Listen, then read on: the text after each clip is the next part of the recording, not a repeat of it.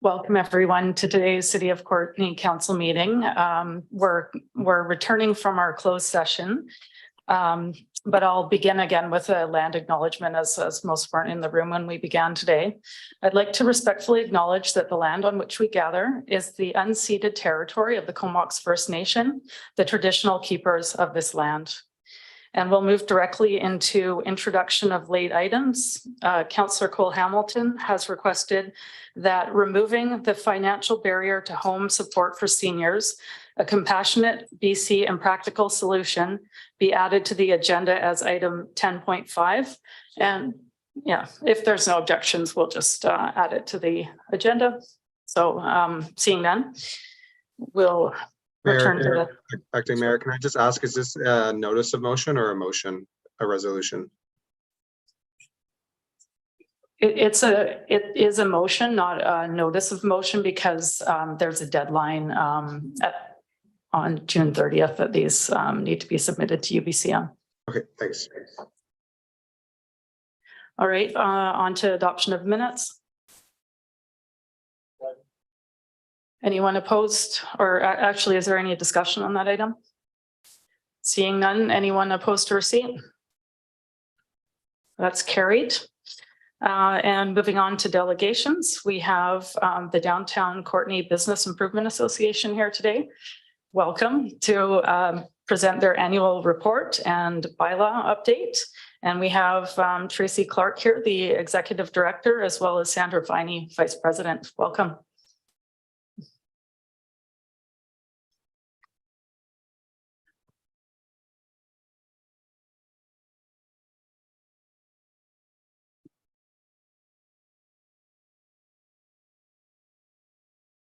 Yes, how's that sound? All right.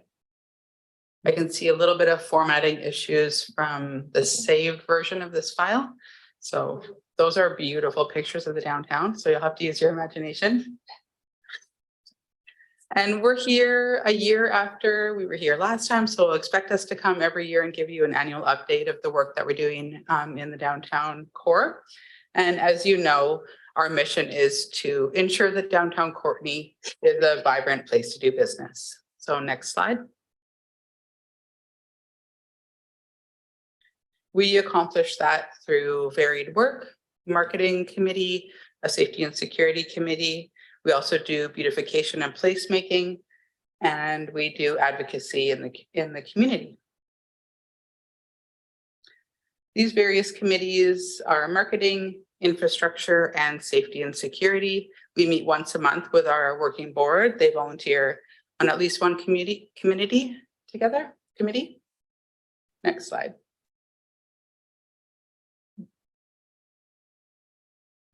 The marketing work that we do is varied. So we use print media, radio, social media, and our website content to explain what is happening in downtown Courtenay.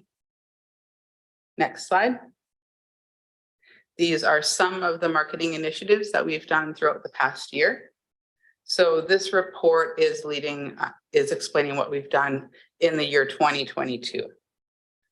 So we did the 50th annual Market Day, the largest street fair in the Valley, and we're gearing up for the 51st annual in about a month from now on July 22nd.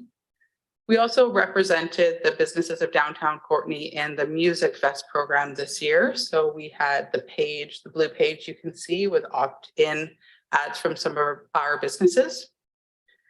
The Christmas Parade is a long-standing annual event that we produce. And we also choose to have some ads in local publications, the Comox Valley Record and their special edition of the Trio magazine.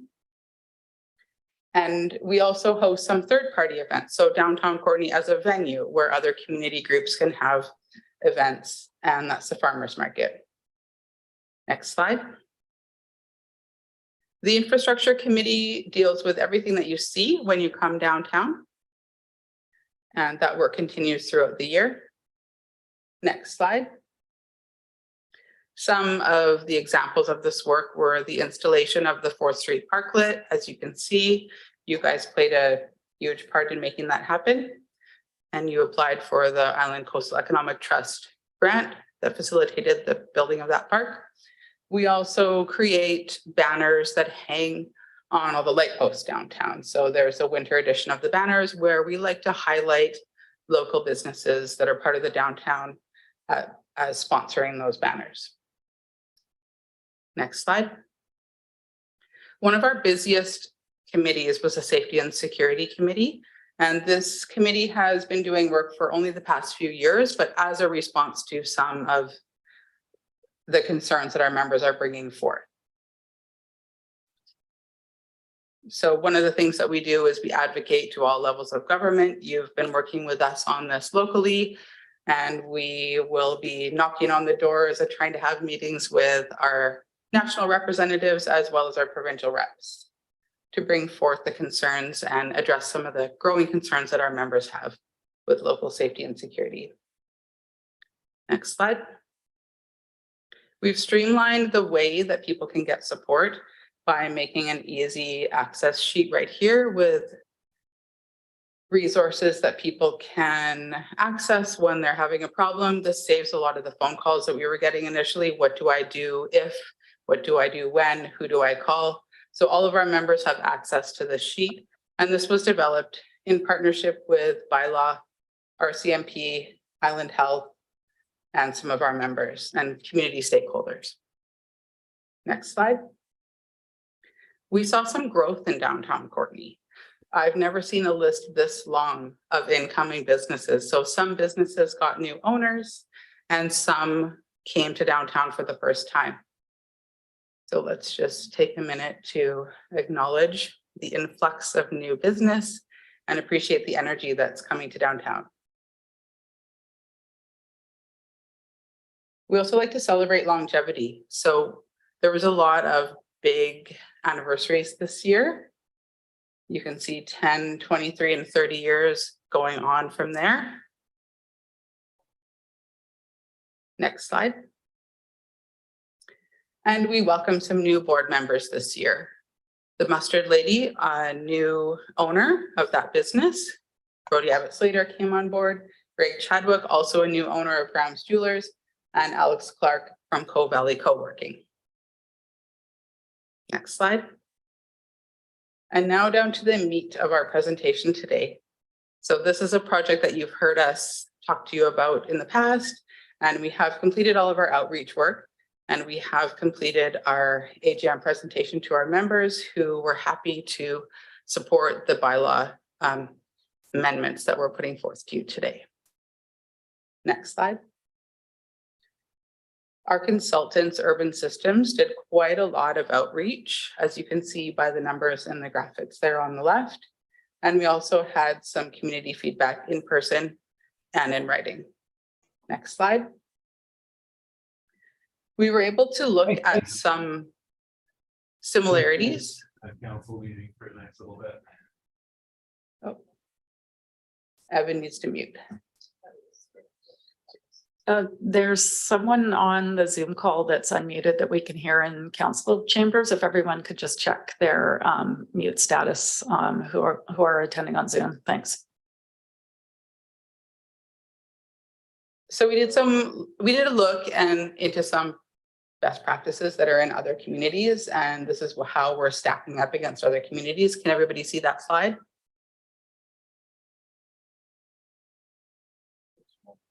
It's small. I also submitted this report in full. All right, so let's go to the next slide. I'm sure you've all done your homework. And we asked our current members what they were happy with what we were doing. And this data will help us guide how we use an increased budget.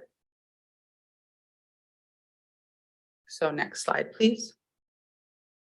And we also asked the question, what people thought of as downtown Courtenay in the city, if we were to expand, what they could imagine that increased boundary looking like. So all those black squiggles are everybody drawing a line on the map that they thought they could see downtown Courtenay as being if it got bigger. And that led us to draw the dotted line in orange that you can see on the right. Interestingly, we discovered that this was thought of as a possible initial boundary for downtown Courtenay by the 1995 working group that created the BIA. Next slide. We made touch with a lot of our non-members as well to find out from those who were in the proposed boundary expansion area if they would be happy to join the downtown. And you can see the dark blue slice of the pie are people that would be happy to be in downtown Courtenay of those that are in the proposed boundary expansion zone. We also asked them what their priorities would be for service. And you can see those charts on the right. Those are also in the handout that was provided through the email. And this data will guide our future budgets as well. Next slide. On June 7th at our BIA AGM, our members voted unanimously to amend the bylaw 2264 that was in existence from 2002. And they also voted in principle to support a boundary expansion. And now we're coming today to request that council consider putting the work into motion to amend the bylaw 2264 for the year 2023. Thank you for your time. Any questions? Thank you very much for the presentation. It's great to see that these changes were supported by the membership, and I've in my time in council, I've always been amazed at how much has been done and how much impact we have, the DCBIA has in downtown Courtenay with just such limited resources, that it's great to see that it's been recognized that it's time to revisit that. So congratulations on that. And I see Councillor Hillian has his light on. Please go ahead. Thanks very much, Mayor McCollum, and thanks for the presentation. Of course, several of us did come to your AGM where we saw this, and we did also read the background material beforehand. So I just want to thank you for the work that both of you have done on behalf of the organization. I know that it's been some challenging times. You know, we've gone through the pandemic, through the 5th Street Bridge repair, into the concerns about safety and disorder. And I know you've had to deal with a lot of issues related to that. While in your case, Sandra, also running your business, dealing with staffing issues and all of those things. And so I just want to thank you for your continued advocacy and engagement with the city. I can't imagine two better representatives for the organization than the two of you. And we're just incredibly fortunate for the work that you do. I also want to acknowledge that I know that many of your members are concerned about the impact of the Connect Center and related issues. We're very aware of that. We continually get mail not only from downtown business, but from citizens of the community who have those concerns. And we continue to work to address those issues. I know that the progress is slow. I'm sorry for that, but just know that the efforts do continue, and we're optimistic that we will have resolution before too long. So my question is actually for our staff, which is just to know what we actually need to do to put this request for expansion of the Downtown Business Association into effect. Thanks. Thank you through the acting mayor to Councillor Hillian. So doing this work of undertaking the bylaw ourselves is actually not in the 2024 work program. There's options as to how to amend the business improvement area bylaws.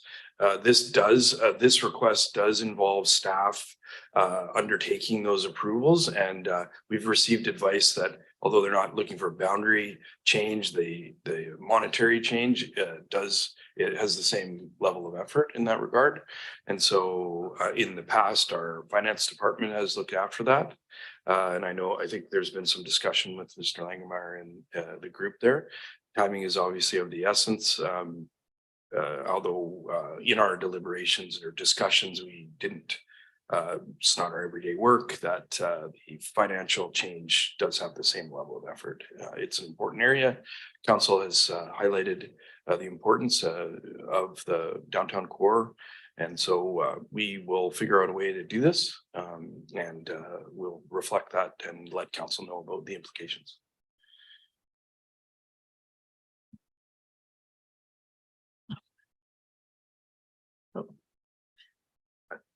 My apologies. So our finance department as well as legislative services is impacted by that.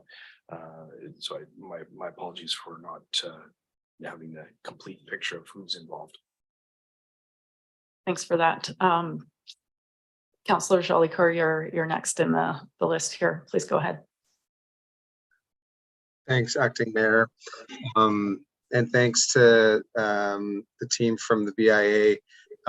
Just really want to echo Councillor Hillian's comments around the work that's been done over the last year. You presented to us in a short slide presentation, but I know that there are hundreds of volunteer hours beyond running your businesses, the board members and the members who participated on all the committees. A lot of that work is unseen and unrecognized, emotional, intellectual, and relational labor beyond managing the challenges that you have as a business owner or employee. You're also putting yourself forward to represent the voices of your colleagues and your peers in downtown. So I just wanted to lift my hands up and recognize each of you and your fellow board members and members for doing this work and supporting, raising your concerns to us at the city and to others who you work with. So yeah, I just wanted to acknowledge that because it's been a tough year. And so thanks for all of your work. I guess my question was more around process. I also was at the AGM, was really happy to see it and to read through all the briefing material and all the consultants' report from the data and the surveys and all the feedback that was received. My question really is around the two pieces that were addressed at the AGM and then being brought forward today around the increase in the levy and then the increase in the expansion of the area. Can you speak to, I'm not sure if I fully understand, the increase of the levy will happen prior to the expansion of the area, or they'll happen simultaneously. I'm wondering how that levy will be distributed if the expansion happens afterwards on a smaller group of businesses. So I guess a question to the BIA folks. Yeah, thank you for your question. So imminently, we would like to see the levy changed. And then should the boundary expansion go ahead down the line, then we'll follow up with a different levy from there. So just as a follow-up, Chair, if that's okay. Yeah, go ahead. So just to be clear here, so the numbers that have been presented around the increase in levy, will that taxation burden will be on the existing members of the existing boundary? Correct. Okay, thank you. And Councillor Cole Hamilton. Yeah, thanks a lot, Mayor. I'm told sometimes we spend too much time thanking delegations for but I'm going to run the risk of speaking a little bit too long because as someone who works in a member business and as a former director and spending 4 years as a council liaison, it's been remarkable to see how much the BIA has done with the very scarce amount of resources that it's had, and I think that leading this sort of diverse group of businesses of people who are busy and focusing on a complex process like this and bringing everyone along such that it was a unanimous vote is remarkable. And this is just a transformative moment for the BIA. It's going to be a very different institution going forward. And I'm just impressed with what was done with so little like sort of duct tape and baling wire at times to keep things going. And this is going to allow for a much more robust organization. So no question there, but just thanks for the many years of hard work that have led to this. Thank you so much. We are looking forward to having the BIA have access to more resources so that we can just expand the work that we do. Yeah, so, and also if you could just reference your inboxes, we did give you a more detailed thank you letter, which was really very much overdue, and it points out the real meat of what our collaboration has done with the city. So respectfully, right back at you. Thank you very much for your continued support and advocacy for us all.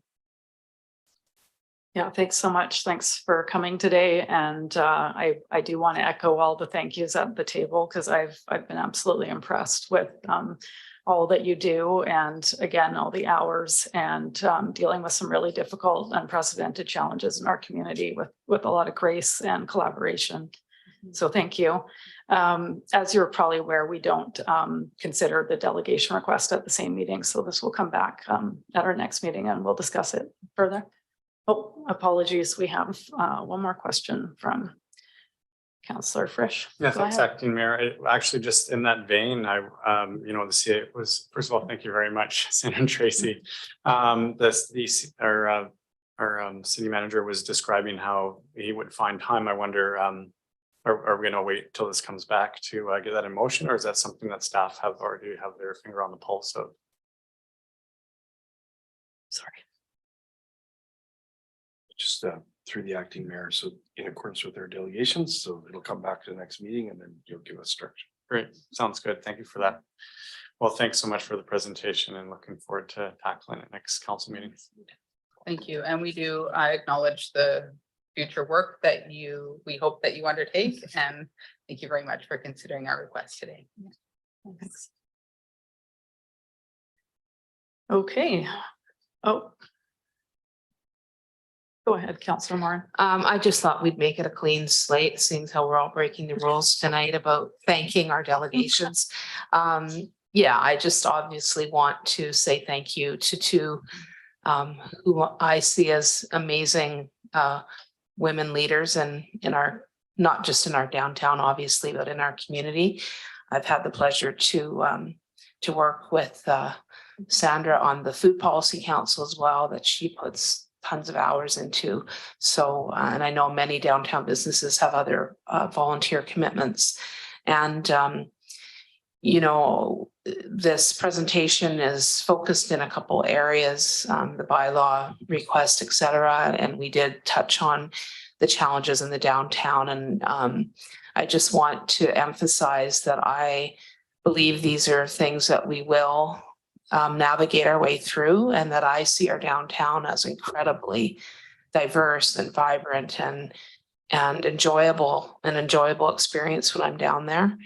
I can speak from some experience because I bought my first LP and record player in downtown Courtenay, probably about 50 years ago. I've been shopping down there since I started to earn allowance. And I've been a big supporter of the downtown, and I really appreciate everything it has to offer. So I think you have a council that really appreciates the downtown, and hopefully we'll be able to navigate through the challenges and get the help that we need for the people we need who are frankly displaced and need a better place to be rather than in our downtown core. Thank you. Thanks for those comments. So we're moving on to staff reports. We have a presentation from Financial Services regarding our grant and aid program. And I'll pass it over to staff.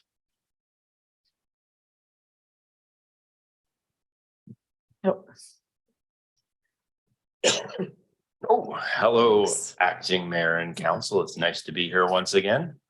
So we have a wonderful item dating back to a couple years before the world turned itself upside down. Moving the grant and aid program to the Comox Valley Community Foundation. So working on direction given on November 25th, 2019 to move our grant and aid program over. One of the items I want to identify here is the current financial plan has indicated $50,000 for the grant and aid program. That is continuing and in line with prior years. And I'd like to invite Susan from the Comox Valley Community Foundation to talk about the actual how the foundation works and how the grants will flow through and how our payment from the city goes into the foundation and the funds flow from the foundation outwards. There we go.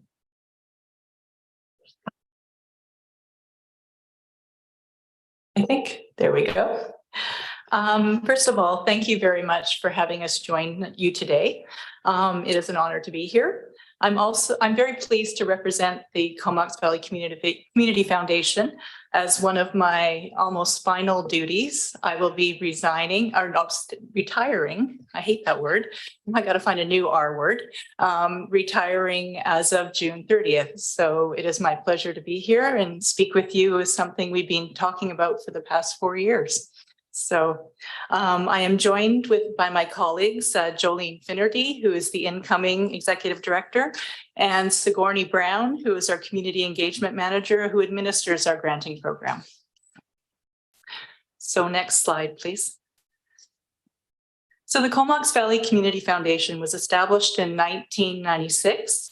We've grown with the generous support of our donors, and we now hold $16.5 million in total assets on behalf of our community.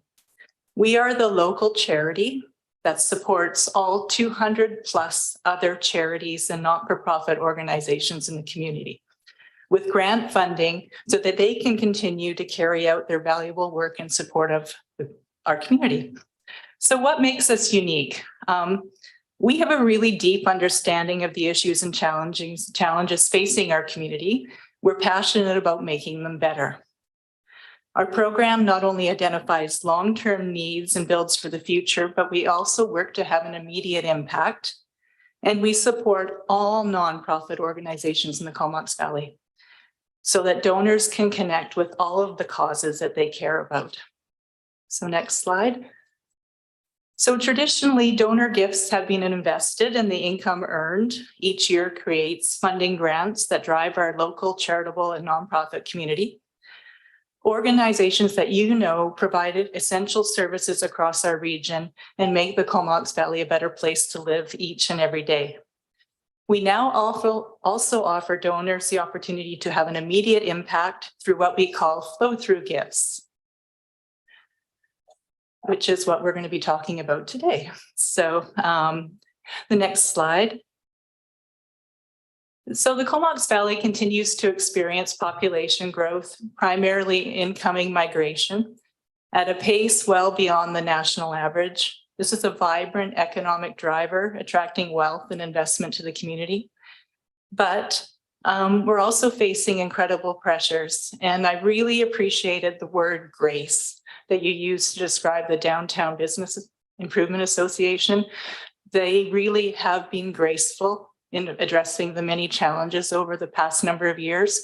And I would like us to extend that grace to all of the not-for-profit service organizations that are doing exactly the same thing and trying to help people live better lives. So we are facing incredible pressures, housing affordability, rising poverty, specifically child poverty, food insecurity, addiction, mental health, unsheltered community members, and environmental conservation. So on the next slide, I just wanted to provide you with a few numbers from our 2021-22 fiscal year from our previous impact report. Last year, we assisted 60 organizations. We assisted 53 students. We granted a total of $747,000. We issued a loan, our first ever, to Lush Valley Food Action Society in the amount of $75,000 so that they could purchase their own facility. And we received $1.5 million in donations. This year, we just approved our audited financial statements last night, and our granting total remained consistent, about $745,000. And donations were about $1.2 million. On the next slide kind of gives an interesting analysis of where our funds were invested in the last fiscal year. It's really important to note that over 55% of our funding is pre-designated by donors in the form of our agency funds or designated funds. We don't have any choice as to where those funds go. So our recent grants, which were released on February 1st, if you go to the next slide, we issued almost $400,000 to 49 organizations. And we took a very targeted approach to that granting program, addressing very specific community priorities: housing insecurity, adults with diverse abilities, environmental conservation, food security, mental health, Indigenous-led or benefiting initiatives, and arts, culture, and heritage. This last fiscal, like I said, we distributed close to about $740,000 in grants and scholarships. However, the needs always much greater than what the funds that we had available. And we weren't able to fund almost $300,000 in requests for very worthy and deserving projects. We just didn't have enough money. That's the reality. We had to make some very difficult decisions. And so it's our job to raise the money to fill that gap. And that includes working with municipalities and other funding organizations to put more resources towards the important issues facing our community. So the next two slides just show our recent grants in support of the priorities I mentioned. And I just wanted to take a few minutes to talk about a couple of the initiatives that we recently funded. So if you go to the next slide, it just again shows how the funds were distributed. And then the next one, we provided $25,000 of undesignated funding to the Comox Valley Coalition to End Homelessness to support the coordination of the 38 to 40 organizations that are members in that group. We had no strings attached to that funding. We just allowed them to basically fund their coordinator's wages so that Angela could do some amazing work. We also supported to the tune of $21,000 the emergency weather response shelter at St. John the Divine Anglican, again, to provide wages to assist in that coordination and that operation. The next slide, Glacier View. This one really tugged at my heart. We received a grant application, $7,300, not a lot, but it wasn't for the actual residents. Their caregivers, they found, were coming in to feed the residents, but didn't have enough money to feed themselves.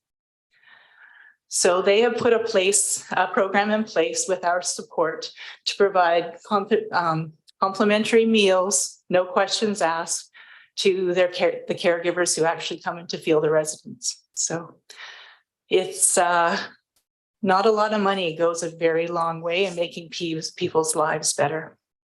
We also funded one of my favorite programs ever, the Courtenay Recreation Adapted Programs, $19,500. Amazing group, an amazing program.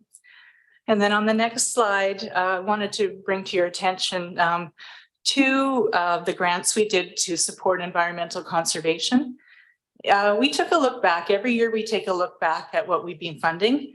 And in 21-22, we only funded about $13,000 in activities related to environmental conservation. So for this past year, we made the environment one of our priorities and increased our total grants in that area to almost $53,000. So these are both examples of projects that we funded, both related to water quality monitoring in Courtenay. So the next slide. So what do we do beyond granting? We have adopted a very community-driven decision-making process where decision-making rests with the experts providing the frontline service with lived experience. We are simply the facilitators of the funding. We ask the experts to make the decisions. We have also multiplied impact with guaranteed multi-year funding. And as I mentioned before, we offered a community loan, offering access to capital for charities that don't qualify for traditional financing or need some bridge funding. And then we also do capacity building for a stronger social impact sector. We offer professional development free of charge to sector staff and volunteers. In addition, we've administered grant programs for other jurisdictions. For example, we just recently concluded the Government of Canada's Community Services Recovery Fund, which saw $271,000 in funding recently invested in our local community services sector. National funding, but local decisions leads to greater impact. And we have the relationships and expertise to successfully administer this type of programming. So the next slide, again, get right to the meat of the thing. Thank you for listening so far. Is that you're considering an agreement which would see CVCF administer the city's grant and aid for the amount of $50,000 for the next 3 years. So the benefits, it reduces the burden on community service organizations and the city. It coordinates your response to community-wide issues, enabling greater impact, and it places grant making with a local organization that has the experience, expertise, systems, relationships, and capacity to administer such a program. And it closes that funding gap. As I mentioned, we had a $280,000 funding gap. The $50,000 goes a long way to close that. So on the next slide, I think as you've seen, I just kind of took what the $50,000 would have meant for our last year's granting program. And what it would have meant was 12 projects would have been fully funded or close to fully funded. And we would have been able to fund one new project. One of the principles that we operate on is to fully fund requests whenever possible. When activities and projects are fully funded, staff and volunteers can get on with the work, delivering their programs. They don't have to keep fundraising, pursuing grants, or considering ways to reduce the project scope to meet the dollars available, which makes the project that they're working on less impactful. Their job is to provide service. They're not professional fundraisers, yet that's what they have to do to stay alive. So our job is to fundraise on their behalf. So any questions? Hope you found it informative. We will be producing our next impact report in August of 2023. I won't be. So Jolene and Sigourney will, and we'll ensure that we provide council with a copy of that report. So. Yeah, thank you very much for the presentation. I think it was really helpful to get the scope of just all the different ways in which the Comox Valley Community Foundation supports the community and social programs as well in the nonprofit sector, but also how the grant and aid funds that we're looking at would be integrated and provide some flexibility in how you guys are delivering your service. Yeah. So thanks for that. So there we are. Councillor Hillian, go ahead. Thank you, Mayor McCollum. Really appreciate the presentation and congratulations on your impending retirement. I think it's remarkable the evolution of this organization over the years and the focus that I think has shifted to core needs in the community, and all of your board and staff need to be applauded for that. I think we should also acknowledge Stan Hagen's vision and the original founding of the Community Foundation and all the significant good that it's provided for our community over the years. You may know that the city is going to be embarking on a social framework study over the next while, and hopefully your organization will have a key role to play in that. So I just wanted to pass along those acknowledgements. Thank you. Thank you. And we would welcome the opportunity to be involved with that. And I do have a question for staff in relation to this at the appropriate time. Thanks. And we have Councillor Jolicoeur on Zoom. Go ahead. Thanks, Acting Mayor. And I too have some questions for staff, but I'll just start with the questions for the Community Foundation. Thanks for the presentation. I've learned a lot in reading the PowerPoint slide around all the great work that you're doing and the expertise that you have around grant making. I guess some of the thoughts that one of the last slides shows, what the 50,000 could have done. And I understand from what we're recommending, there are organizations that receive funding from the city that wouldn't be entitled to receive this funding through this process. So I think Lush Valley and the Community Arts Council is on your list, but from what I can see here, they wouldn't necessarily be eligible. So that's one of the things that I had a question about for staff later on. But for you specifically, you reference your process a little bit, and I'm curious if you can speak to the adjudication committee and the board being kind of the, I guess, second to last and last decision-making phases, who those individuals are, what those groups are made up of, and the process specifically around, if you could speak to the adjudication process. No, absolutely. 2 years ago, we embraced what is known as trust-based philanthropy and community-based decision-making, as they are the principles with which we stand. Our board no longer plays any role in making granting decisions. They are stewards of the funds. Granting rests with the community. So what does that mean? What does it look like? We have numerous ways of doing this. I'm going to use our Adults with Disabilities table as one example. We bring all 8 organizations that serve that adult population together in a facilitated session where they identify their own principles, values, and decision-making process. We simply support their work. We pay for the facilitator, who's independent of ourselves, and they decide how to allocate the funding that we've allotted. So that's about $50,000 a year. Those 8 organizations, they do what they call a pitch party. They come together, they do verbal pitches for their various activities and projects. And then they go away and we come back together and they assess how they'd like to allocate that funding. That recommendation is accepted by our organization and implemented. It's simply reported to the board of directors.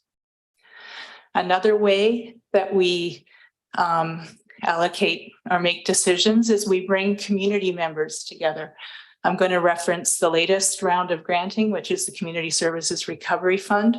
We invited representatives of community service organizations that had not applied for our funding to come together to review the applications.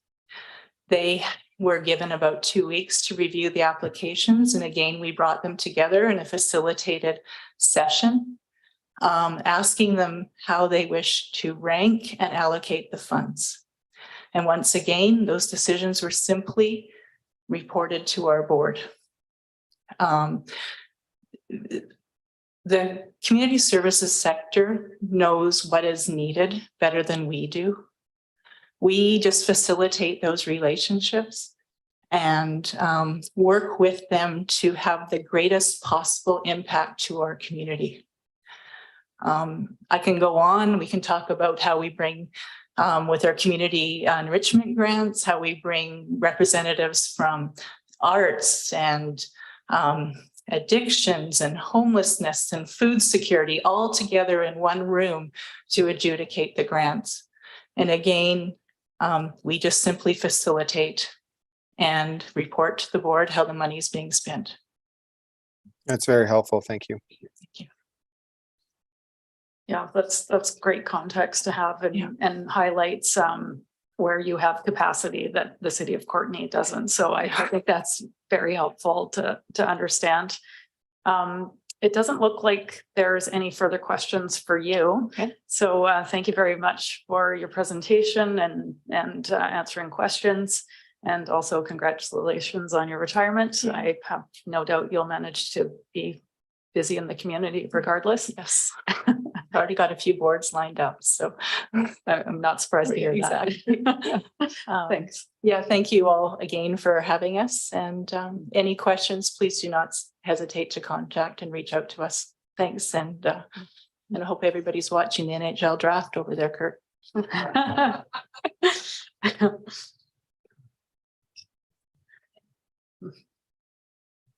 And if council wanted to ask questions around the staff, to our staff now around what's in the report, please go ahead. I believe it's Councillor Hillian up first. Thanks, Mayor. I'm just wondering if it's appropriate to put the resolution on the floor first. Go ahead. If Yeah. so, I'd move that council enter into an agreement with the Comox Valley Community Foundation for the administration and distribution of the city's annual grant and aid program, and that council adopt grant and aid and other forms of financial support policy 1850-0004. We have a seconder. So discussion on that, go ahead. Thanks. My question to staff and also to council is, it's 3 or 4 years since we first envisioned doing this, and it was really to help council out of a major jam, because we got into endless discussions about how many grants we could give out and who was a worthy grant and how much they should get, and it was a significant administrative burden for staff.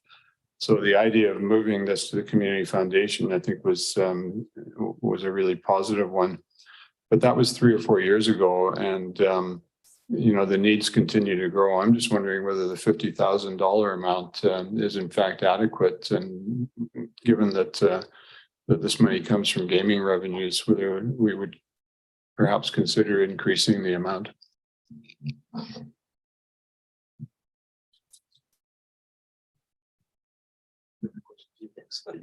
Is that something you'd like council to weigh in on while we? Well, I'm just not sure what the procedure would be, because I don't know whether staff, staff has this budgeted, and I don't know whether the actual amount is wrapped up in the policy, or if we could in fact change that if we wanted to.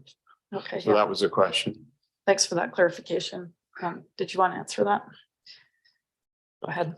Thank you. Through the acting mayor to Councillor Hillian. So in section 6 of the proposed agreement, it outlines the amount. If council wanted to give us direction to make that change, we would just adjust the agreement. And I'm just looking at that would not require a change in the options that are in front of you, but it would be good to clarify that the amount would change, should that be council's direction. In the staff report itself, we talked about if council wanted to direct us to develop some more guidance, we would also be available to do that. And would that require a budget amendment or is this for 2024? Oh, sorry. Thank you, acting mayor, for the question. The 50,000 is budgeted. If the additional funds were to come forward, we just have a council resolution because we do have funds available to council in the gaming revenue area. Thanks for that.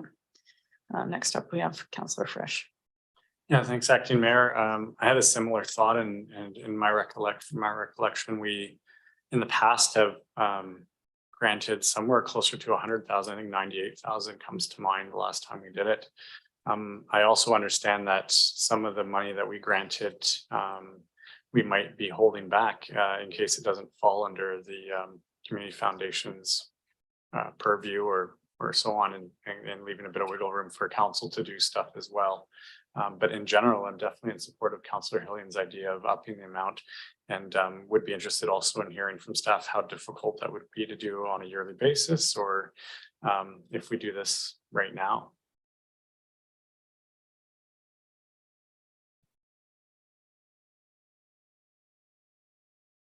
Through the acting mayor to Councillor Frisch. So we haven't developed any more approach to more than $50,000. Council has approved grants through our annual budget, so I don't think we've reduced the availability. This specific direction from council to take what was effectively a grant and aid program and give it to a third party to administer. Council also has a request from the regional district to consider participating, and that would be monies that go into a regional granting function. So I would suggest that perhaps if there was a significant increase on the money, I'm talking very significant, that we would probably want to develop some more policy in that regard, given that there is a regional ask that we'll be coming back to you later about. But there is funds available, and we had recognized in the staff report that we in the strategic plan we talk about 4 cardinal points, and community well-being, reconciliation, community well-being, reconciliation, climate adaptation are all a number of important points, and that's been made clear in this agreement. But if council wanted to use those community monies, then we would certainly take that direction. Mr. Langmeyer may have some thoughts as the keeper of our funds. And if you don't mind, Cheryl, Thank just you. quickly summarize my thoughts in that, yeah, I'm not too keen to jump right away ahead this very minute in changing this number, because I think we should give it some more thought and look at where all the dollars are going in this sort of category of granting and support for community organizations. Thanks. And go ahead, Councillor Moran. Great, thanks, Acting Mayor. Yeah, I just wanted to say that I do agree in principle of upping the amount of money. And I'm also happy with the recommendation to turn this over to the foundation, because that would mean that I won't have to leave the room during deliberations on that money, because I'm connected to some of the organizations that put in requests. So it does help, I think, alleviate any perceptions of us mucking about with the money. So thank you. Yeah, thanks for that comment. And did you want to speak again, CIO? No, I'm good, thank you. Go ahead, Councillor Jaldikar. Thanks, Acting Mayor. I have to say, I've been really struggling with this one, and I just genuinely feel like we're not quite there for me around safeguarding these funds. You know, I spent some time with the city manager on this week around trying to understand the why, given that this came about in 2019. And it seems like staff time was the rationale that's been provided. As per the policy and the memorandum of understanding that's in our package, it appears like there will still need to be staff time. There's an entire section in the MOU that has, I think it's the second page, where it talks about, section 8, criteria for granting. And there are components in there that the city will have to verify. So there will still, I imagine, and I'd like to hear from staff, how they see deduction or reduction, I should say, in staff time if we're still involved in the verification as part of the criteria for applicants to meet our requirements as per the memorandum of understanding. You know, I've shared this previously with council around my concerns around the lack of direction that we can provide the Community Foundation as it's being presented now in the staff report. You know, it's quite basic. You know, are you from Courtenay? Have you received money from us before? You know, are you financially sustainable? Those are kind of like the checkboxy stuff. I don't necessarily see here any capacity or any direction that we are able to provide the Community Foundation at this point around where the money is going to be allocated within their existing programs. We just heard from the foundation, they have these great programs, but as far as I can see, that criteria is not laid out. Staff have said on page 2 of the staff report that we can direct them to go back and work on this to bolster the requirements and the criteria that we set out for the foundation to administer the program. That's something that I would be interested in understanding. You know, we don't have our new social planner hired yet. So I think, and, you know, Councillor Hillian spoke about the social development framework that we're developing. I would like to see those things influence the way in which we contract out with a third party, with the foundation. I think at this point, I feel like it's premature that we're engaging in a MOU and delegating this out to the Community Foundation. And I do get really curious around, there's broad statements here about staff time. There's not really any numbers. And I guess before I turn it over to staff, beyond time capacity, even if we move forward with this, my understanding from what I can read is that there will still be staff time around the cross-referencing of some of the key pieces. And then my other question is, we've been speaking about 50,000. And it says here that 50,000 has been budgeted for the next few years. But can you speak to the administrative fee of $2,500 if that's been budgeted? If we have to make a budget amendment, and where which budget line that would come out of?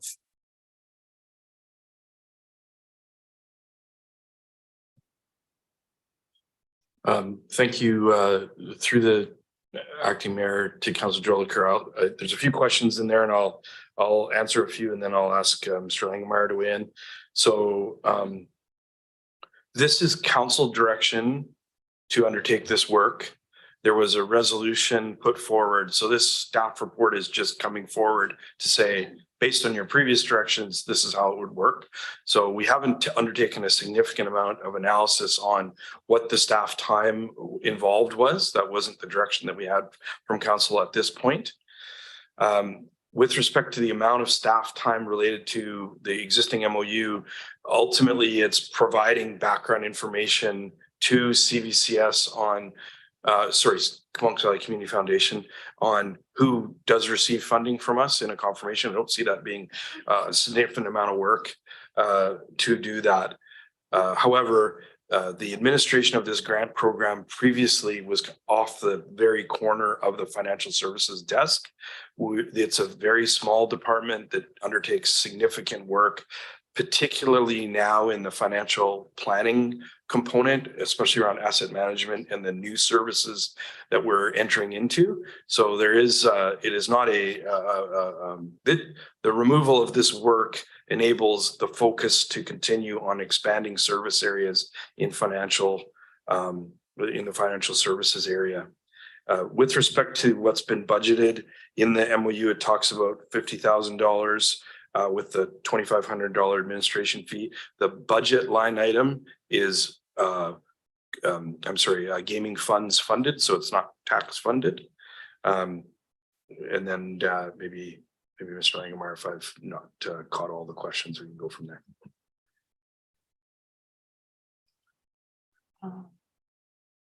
I do have a follow-up if Adam's not going. No, just 1 second. I'm just having to consult my chart for his mic number. You answered, I believe, all the questions. It's in the budget. The administration fee is also in the budget. So the actual amount we have for grants this year is 50,200 or 52,500. Great, thank you. Councillor Jolicoeur, you said you had more questions, but there's other lights on, and Sure. You've asked a few, so I'm just going to move on and we'll come back to you after. Go ahead, Councillor Cole-Hamilton. Yeah, thanks so much. I recall this debate back in 2019. It made a lot of sense to me then, and it continues to do that. It makes sense to me now to put this in the hands of the Community Foundation, who does, as we just saw, an excellent job of distributing and leveraging these funds for the community. So while I hear that there are some concerns that people want addressed, Councillor Frisch was talking about wanting to leave this a while to sit, and Councillor Jolicoeur, you seem to have some questions you'd like answered. I don't think there's a rush to reach a conclusion on this, but as we're sort of polling the room, I'd just like to say I continue to be in support of distributing the funds to the Community Foundation, and I think that an additional 50,000 would be entirely appropriate at this point. I'll leave it to others who have additional questions. Thanks for those comments, and go ahead, Councillor Frisch. Yeah, thanks, Acting Mayor. I was just also going to respond to the concept of maybe holding on to the funds for the city. But when I heard the presentation of the Community Foundation, and it's obviously was discussed years ago, they have expertise that we just don't, and their community-based decision-making sounds like such an amazing model that if we were to recreate it, would almost be a waste of the community's time to do it twice. So I still remain dedicated to allowing the Community Foundation to help us out in this manner. Yeah, thanks for those comments. And as we're going around, I'll just add that yeah, I'm in support of delegating this this task to an organization that is essentially a nonprofit that exists for this purpose and operates solely in our community and knows with great detail what the various needs are of the nonprofits that they work with. It also occurs to me that back when we were doing this in 2019, that there was really no cohesion between the municipalities, the nonprofit sector, and what it means is that organizations that have the capacity to go to all the various funding sources have a little bit better success. And it does make sense for me to see our community's grants allocated from one decision point as opposed to piecemeal, which was, I think, closer to what we were doing previously. I also think there was maybe a case to be made for looking at that 50,000 again in context of how much gaming revenue we have. I think that our gaming revenue has increased since 2019, a small amount, although we had a couple of years where, of course, it was much reduced. But also $50,000 does a heck of a lot less right now than it did 4 years ago. So I think that is another factor that we could consider.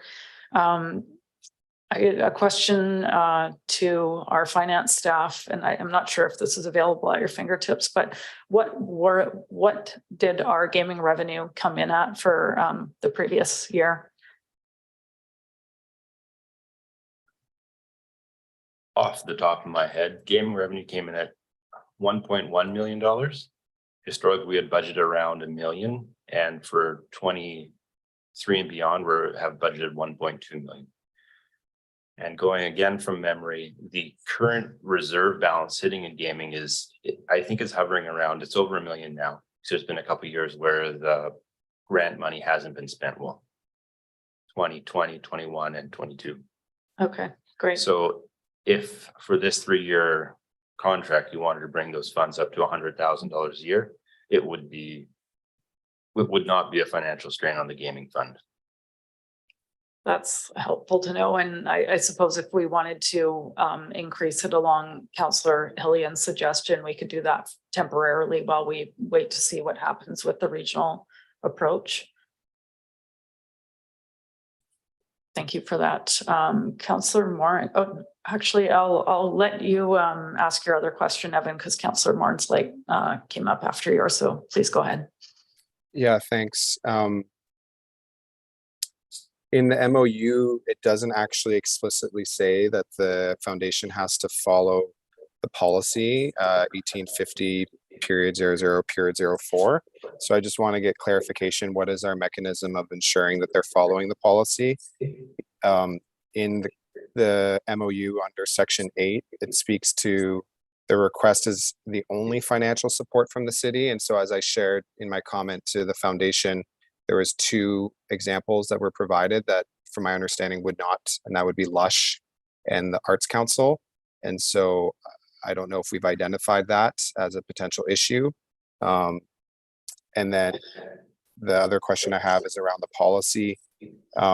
In section 1 of the policy, it speaks to the correspondence is going to the city, and it lists A through K. And so that's the piece where it looks like a lot of work on city staff already in that first policy section number 1. It says the applicant will send correspondence to the city.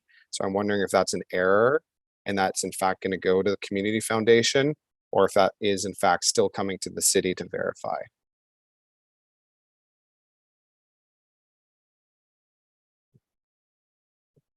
Thank you, through the acting mayor. So we developed this policy and as it currently stands, it would be a flow through, and then this Comox Valley Community Foundation would follow up if there's missing pieces, et cetera. The good part about having policy, it's not a bylaw, we can amend it to see how it's working, but it would be a flow through. We flow through things as it stands right now through our finance department with other service providers that we have. But just for clarification, we are proposing this at this point, and we'll monitor that. And depending on the implications, and if we get alternate direction from council, we can make some changes. Thanks for that. And I'll pass it over to Councillor Morin. Yeah, I mean, I do hear Councillor Jolicoeur's concerns. I was just when I originally put my light on, it was around the fact that our gaming funds are fairly robust. And I mean, I know they took a dip during COVID, but they rebounded fairly quickly. And we did have, we can't count our chickens before they're hatched, of course, but we did have very positive meeting where it's indicated that those funds are going to be going up as time goes on. So yeah, so I just felt that upping our allocation would not be a huge issue, and our financial services director confirmed that. And I guess just a question, just to clarify, so I guess Councillor Jolicoeur is referring to the fact that the under the MOU, the request is the only financial support from the city. Is that what you're referring to? Yeah. So I'm just wondering if staff has any comments on any of that, just regarding that language in the MOU. Thanks. Through the acting mayor to Councillor Morin. So this is the existing policy language, and members around this table have approved supports. Some of it's in management and service agreements. I don't think this is suggesting that it's going to nullify or stop the ongoing support for other groups. Many of our other monies also have service agreements, outcomes reporting, all that kind of stuff, which make people accountable to council. So that would be my take on this. I believe, and I've received a little bit of information in the history of the granting program, is that there is a potential that many groups become the kind of, it's like operational funding. Every single year they get grants. That's not typically the purpose of grants in aid. If you have ongoing activities, they often then become service agreements and those kind of things, so they can mature. So that's that would be my take historically on the application of grant and aid projects. Again, I think it's really important. Previous council gave us this direction. We confirmed it during some of our strategic planning items. We need to give some thought about this, and how are we going to do things about grants and aid, and how are we going to support groups? And that's why in the staff report refers to some work that we're going to be doing. We know that if you actually look through the list of what the CVCF is supporting, a lot of it's on the social service side. When we complete this work on what role we're going to play, it may be that we change what we're doing, we expand what we're doing. I would doubt we would contract. That would be a different, entirely different approach. So I think it's important that when and I've said this to council a few times on different items, that we move forward, we monitor, we consider things, and if they're working or not working, we can make changes. And so I just offer that for council's consideration. Thank you. And I see you've got your hand up again, Councillor Jolicoeur. You can go ahead. Yeah, so I mean, I continue to have concerns about the policy. My issue is not about us delegating to the community foundation if we have a robust policy. Staff identify in the staff report that there is more work that needs to be done around the policy and establishing the criteria that aligns with our priorities as a council. I don't see that in the current policy, and so I'm wondering if it's possible, if there is an agreement that folks want to move forward with this, if it's possible for us to separate these two recommendations. I'd be willing to support the first, and I would not be supporting the second. I would be open to perhaps another recommendation, another motion that says that council directs staff to update the policy in alignment with our strategic priorities, to then be included in the memorandum of understanding with the foundation. Did you want to make a motion to sever the motion? Because it's been moved and seconded. Sure. Yes, I move to separate the first motion from the second motion. Second.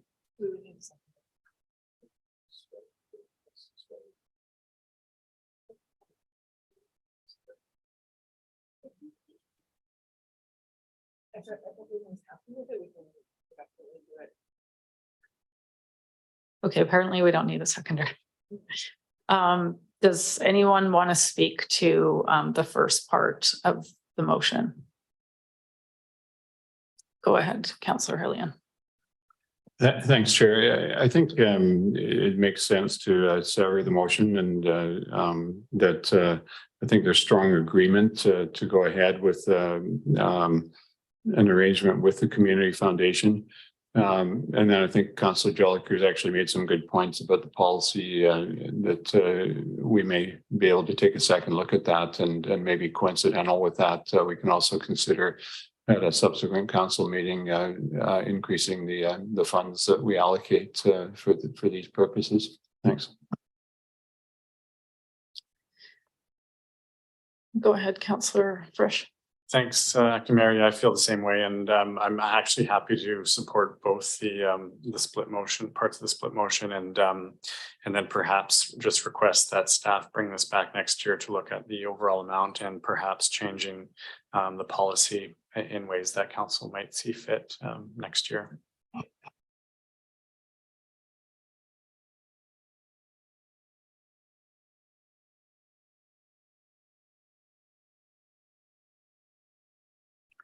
Through the acting mayor, I would just ask council for some consideration. If we enter into an agreement, we would default to the existing policy and its administration. So if we don't have a guiding policy, we can't actually have the funds distributed. So if I may, I think you give, I heard Councillor Frisch talk about the work in to develop those policies. The staff report references that the development of this is not accounted for in our staff in the work program, and we had suggested that following the completion of some other work, which is 23, 24-ish work, that we can update that policy. But I acknowledge that there are some opinions on how this would go out, but we can't enter into agreement without any policy that would guide the distribution, is what I'm being advised through our staff. But again, we would take council's direction.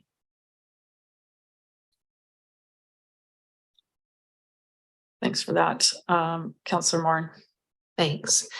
So if we're basically deferring this to further develop the policy and get to a place that everyone can agree on, then we're delaying the process, which is to me kind of defeating the purpose, which is to minimize the work to our staff and to make the process more streamlined, and to do that in a, in a sooner rather than later fashion, because this has been languishing since 2019.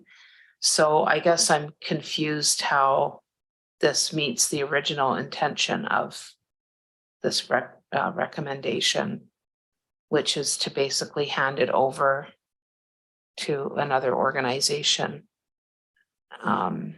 and reduce our work around it. Welcome to other opinions. Go ahead. Through the acting mayor, we we could amend the MOU to have a 1 year and direct staff bring back policy for 2024 to do that review. That would be what we were alluding to, I think, in the staff report. Really conscious of what I heard, and our staff have been hearing about wanting to get access to those grant and aid funds that have been basically locked up. So again, I just offer that for potentially councilors' consideration. Thanks for that. So perhaps if we were to proceed in that way and amend the MOU to be specific for 1 year, would that need to be an amendment to the recommendation, or could you do that just on council's direction in the discussion without a separate motion?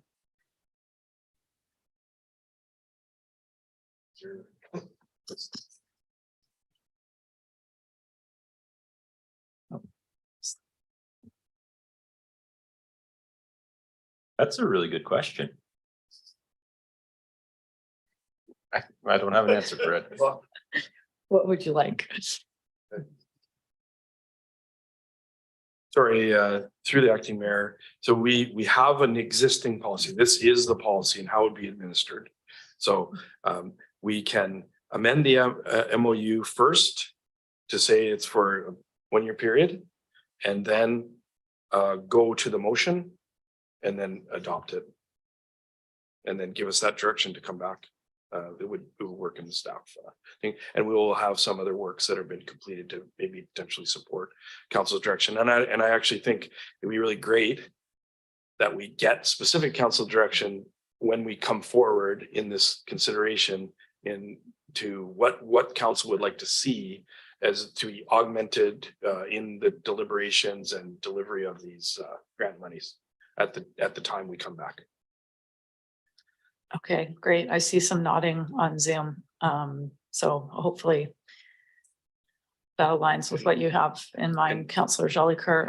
I'm going to let Councillor Fresh speak first because he's had his light on before, and then I'll return to you. Thanks, Acting Mayor. I was just going to suggest if you're willing to unsever the motion and put it back together. I would then offer an amendment to the motion to change it to a 1-year agreement and come back in a year and address the overall amount and the policy at that point. Is that something that's possible? So Ms. Proton might be able to tell us how to do this. Suture. I would suggest it might be simpler if we deal with the motion that we have on the floor. It doesn't have an amount or anything in it. And if you want to do something different, like say that you want it to be for 1 year instead of 3 years, nothing in the motion is contrary to what you're talking about. We could just make an additional motion if that's easier. Sounds good. I'll wait. Okay, that is most helpful. Thank you. And go ahead, Councillor Jolicoeur. Yeah, I was just going to, thanks, Acting Mayor. I was just going to say the grant and aid financial support policy was an amended policy from the original one that now includes language around the community foundation. And so I just wanted to get clarity that we would be voting on the amended policy that's in front of us, not the original policy. Yes, we're voting on the policy that's in front of us. Okay. And yeah, then I'd be happy to withdraw my motion to sever. Okay, great. And with that, I think we'll vote on the recommendation because there's been plenty of discussion. Is anyone opposed to the recommendation? Seeing none, that's carried. And so thank you, Councillor Frisch, go ahead. Yeah, well, I looked to staff to see if they have a motion already crafted up for us, but I would move that council request that staff return change the terms to 1 year for this grant and aid program so that we can amend it, both its amount and its terms of reference and policy at that time. Great, thank you. Is there any discussion on the motion? Yeah. I think I've got the details. So we're changing to 1 year. So and what reconsider the amount and the policy. Great, thanks. I don't see any lights on, so I think we can vote on that as well. Is anyone opposed to the motion? Seeing none, that's carried. Okay, carrying on. Next item is the Financial Information Act 2022 Statement of Financial Information, otherwise known as the SOPI report. I'll pass that over to staff. Oh, sorry. Thank you. Through the acting mayor, this is our annual reporting in accordance with the legislation. Mr. Langemeier is going to give a short overview. Thanks. It's very nice to be here once again. Jeff stole essentially my entire presentation. There's a wonderful annual report, and it provides a detail on how the money was spent. The financial statements you see on there are the ones that you had the presentation by the auditor back in late April. And that's really all. Hopefully you approve it and we're good to go. Any questions, I'll be happy to answer them. Thank you for that. Councillor Frisch. Yeah, well, I'll just quickly move the recommendation that council approve the City of Courtenay Statement of Financial Information for the year ended December 31st, 2022. And with that, just thank you very much. Thanks for that. And moving the recommendation, and Councillor Morin. Great, thank you.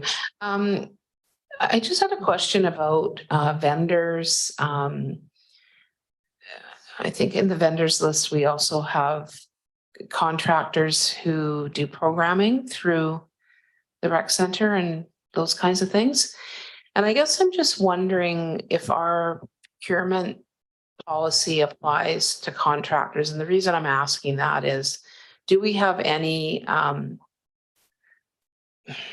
parameters in terms of people who are delivering services that align with those procurement values, that kind of thing, in terms of, I guess, I don't want to say control, but do we have parameters or controls for people who are providing contracted services through the rec center in terms of aligning with strategic priorities, the way they deliver services, reconciliation, accessibility, all those kinds of things? I know this is not completely related to the Sophie report per se, but it's just sort of more around that procurement kind of process. If someone comes to us as someone presenting a program that they want to do, what's the criteria and parameters around that? Just one moment. Thank you.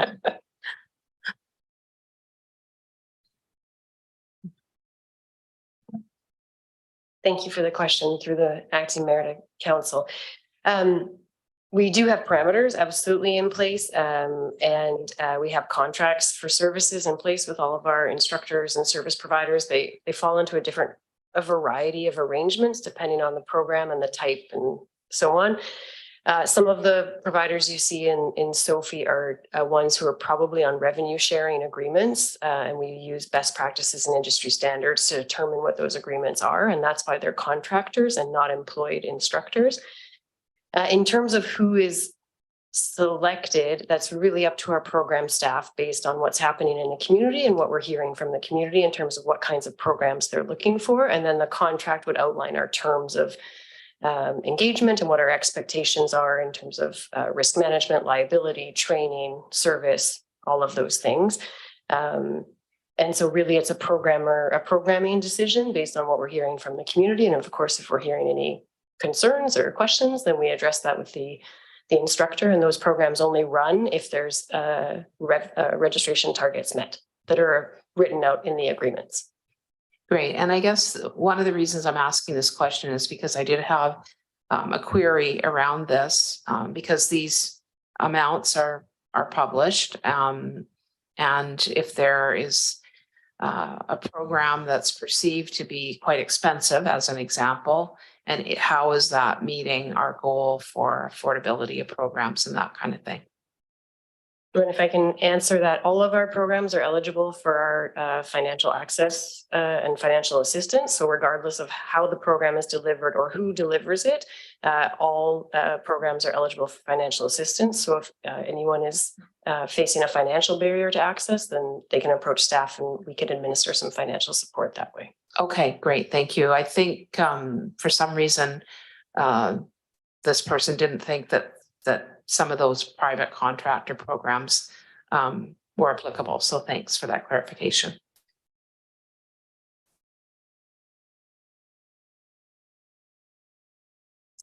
Thanks for that. I see. Oh, Councillor Jolicoeur, did you have a question?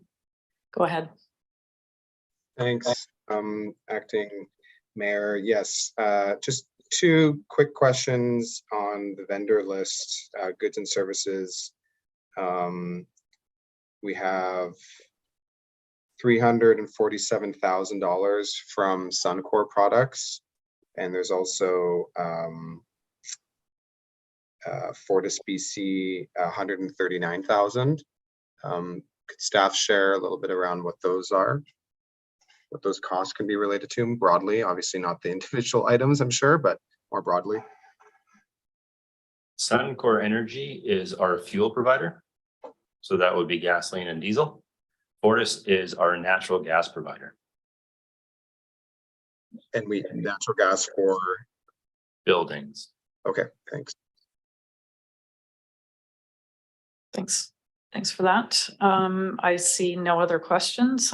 Thanks to staff for both the presentation and the work behind delivering this report to both council and the public. It's an important part of our financial transparency, and it's appreciated. Thanks. Moving on. Oh, right. I'm new at this. Voting on the recommendation. Is there anyone opposed to the recommendation? Seeing none, that's carried. Okay, now we're moving on to corporate services, City of Courtenay 2022 annual report.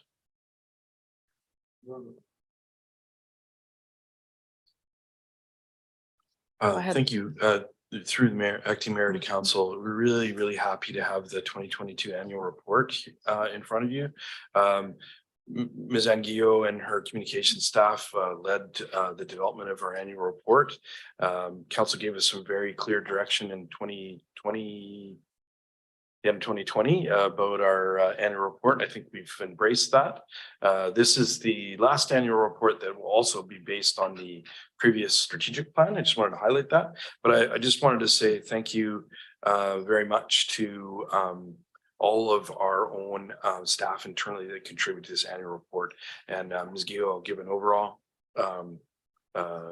description of the report for your consideration. Thank you. Are you ready for me? Yes, please go ahead. Okay, great. Thank you through the city manager to the acting mayor and council. I'm really happy to be here today to introduce the City of Courtenay's 2022 annual report. The Province of BC Community Charter requires that all municipalities in BC produce an annual report every year by June 30th. Our annual report for the City of Courtenay highlights many of the wide range of projects and activities that happened in 2022. As outlined in the staff report, some of the major projects and highlights of 2022 included the new official community plan. That was a major multi-year project, as well as the collaboration with the regional district on the joint aquatic and initiative strategy, the new Guardian pole at the Courtenay Riverway, and the active transportation improvements on 17th Street. The report also includes various data points over a 4-year period to show year-over-year comparisons and a wide range of other statistics from across the city. The annual report is prepared for the community to show them the city's progress on council's strategic initiatives that were in effect that year, as noted by the city manager. With the adoption of council's new strategic priorities this spring, next year's report will evolve to reflect those new priorities.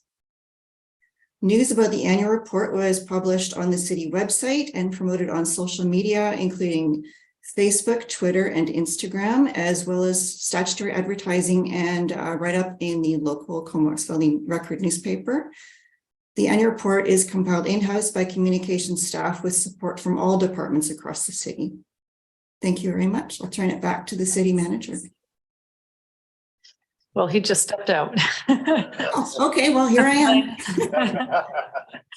Thanks so much for the report. It's really evolved in my time on council, and my only regret is that we've now kind of moved beyond paper because it looks so great. It would be great to have some distributed just for public digestion, because I really hope that the public takes the time to flip through it. The infographics are most illuminating, and I think it's a really great communication piece that really showcases all the hard work that's done here every year. So kudos to your staff and the city staff as a whole. It's a great report. Councillor Morin has a comment or a question. Go ahead. Yeah, I just wanted to give a little shout out to our city photographers, which I know our primary photographers for some of this is Kim Stalkneck, but we also have your communications team, Lisa, and yourself and others that provide photographs, and they really, I think, showcase the beauty of our region and our city. And I just wanted to make sure that your team was recognized for just a real beautiful report. Thank you. Thanks for those comments. I see no other lights on, so we'll vote on the recommendation. Is anyone opposed to approving the City of Courtenay 2022 annual report? Seeing none, that's carried. Thanks. Thanks for your presentation, Anne. Thank you. And moving on, we're up to the development services piece of the agenda and Complete Communities Grant, UBCM. Not sure. I'll pass it over to staff and then we can move the recommendation. Thanks. Thank you, Acting Mayor. This is a really great opportunity for the city. The Complete Communities Fund and Program fits in brilliantly well with our OCP and our cardinal directions. This is a great opportunity for us to get funding that it doesn't have to be matched. It's a straight up 150,000, which will help us with doing geospatial analysis that is really important to the development of policies and regulations and fits in nicely with our strategic priorities. So we're asking for a resolution by council to support the submission of the grant to UBCM for the Communities Fund, and it'll be 150,000. I'm available to answer any questions you may have. Thank you very much. And I'll pass it to Councillor Hillian. Thank you, Mayor, and thanks for the report. One question, and it related to public engagement. It indicates in the report that staff would inform the public. I'm just wondering if there's any of these funds that can be used to actually facilitate staff involving the public, given that we do have a council resolution and part of our strategic objective to engage the community in the implementation of the official community plan. I'm wondering if those funds could be used for that purpose.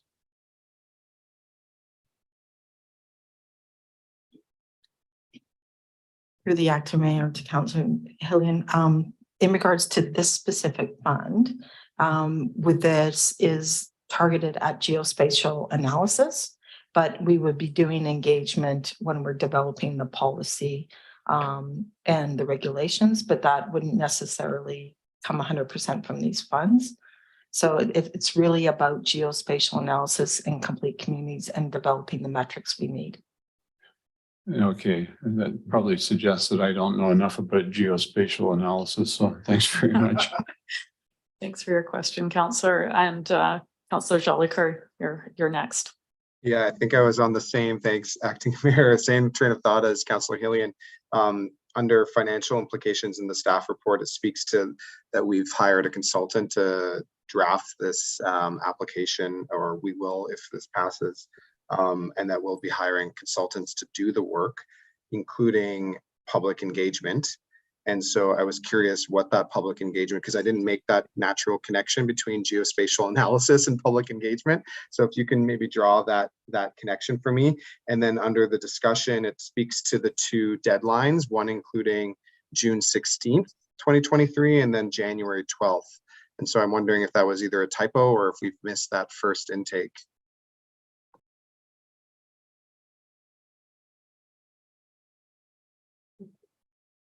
Through the acting mayor to Councillor Jolicoeur. First of all, there's two intakes.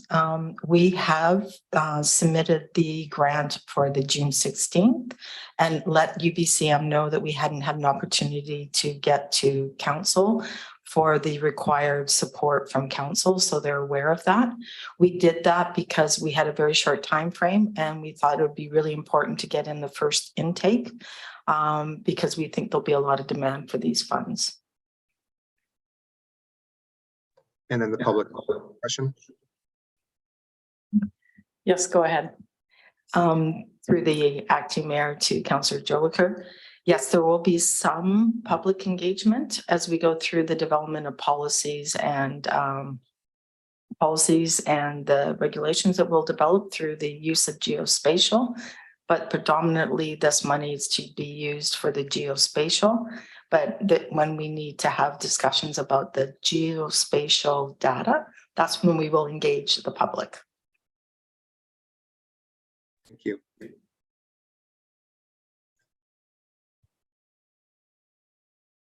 Councillor Frisch. Thanks, Acting Mayor. I'm really pleased to see this moving ahead and finding these funds. I didn't see the amount in there. Was that something that we know what they're offering, or hopefully we're hoping to get in?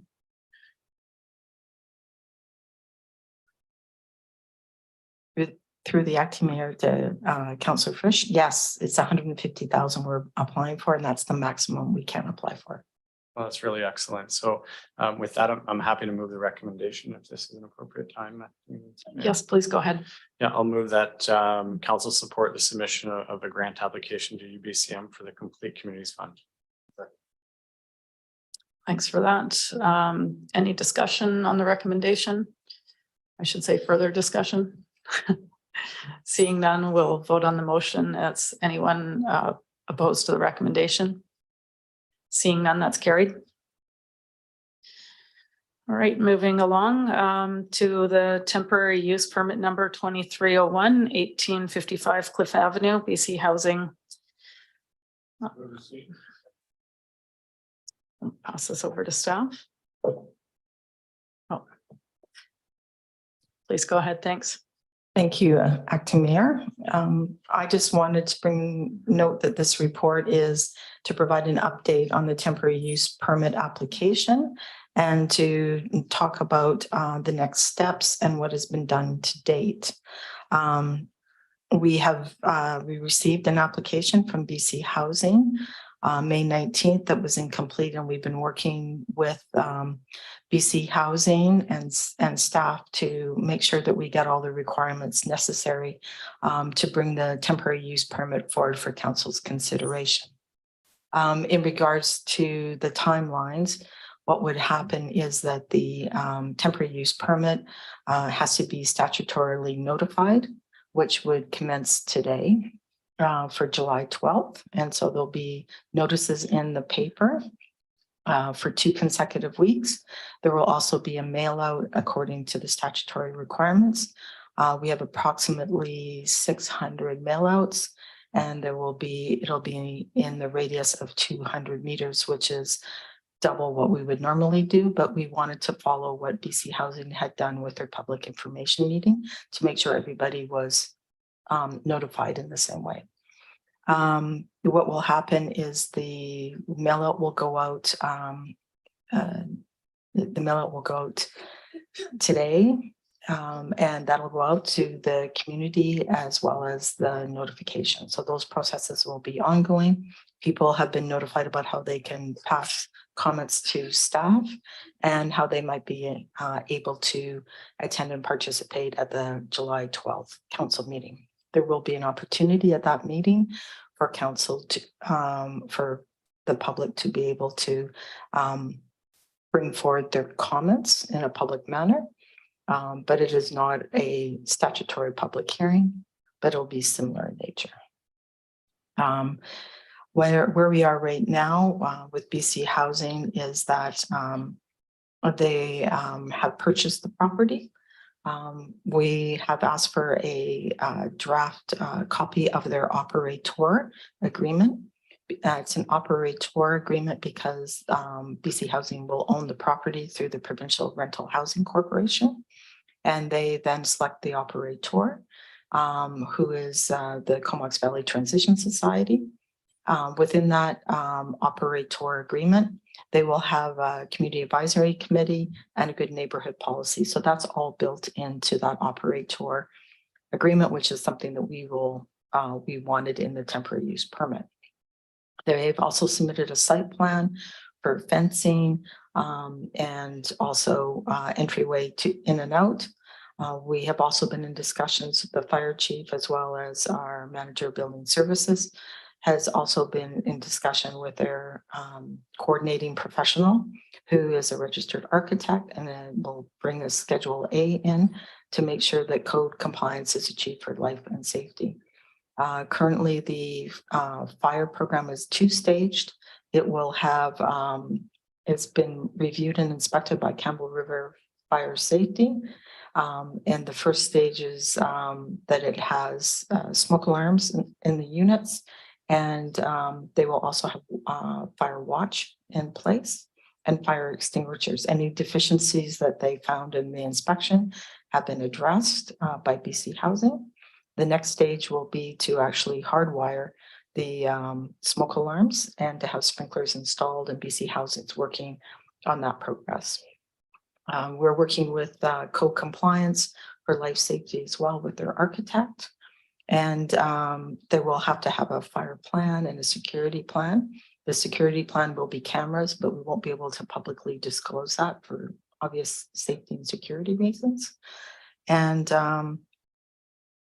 this area here is the reason why we have to have the temporary use permit is that the use itself, supportive housing, is not permitted in this zone, but it is supported in our OCP in this area. And that's one of the criteria to have a temporary use permit, is that it must be supported by the OCP. Attached to your report is a summary of the June 8th public information meeting that was held by BC Housing.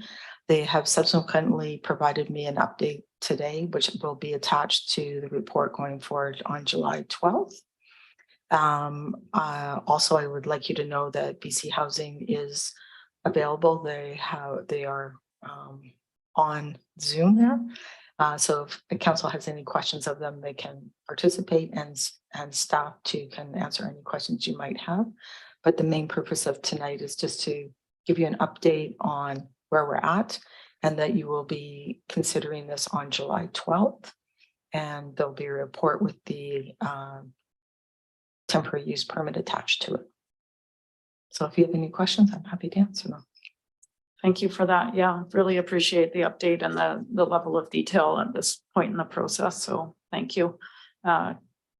Councillor Moran. Thank you, Acting Mayor. You know, we're obviously still getting a lot of feedback about this project going forward, potentially. And many of the questions are around things that are happening without the use permit. So the fencing is going up and people are moving in, et cetera. And people are confused how that can occur when there's no permit. So I just wondered if you could clarify that. Thanks.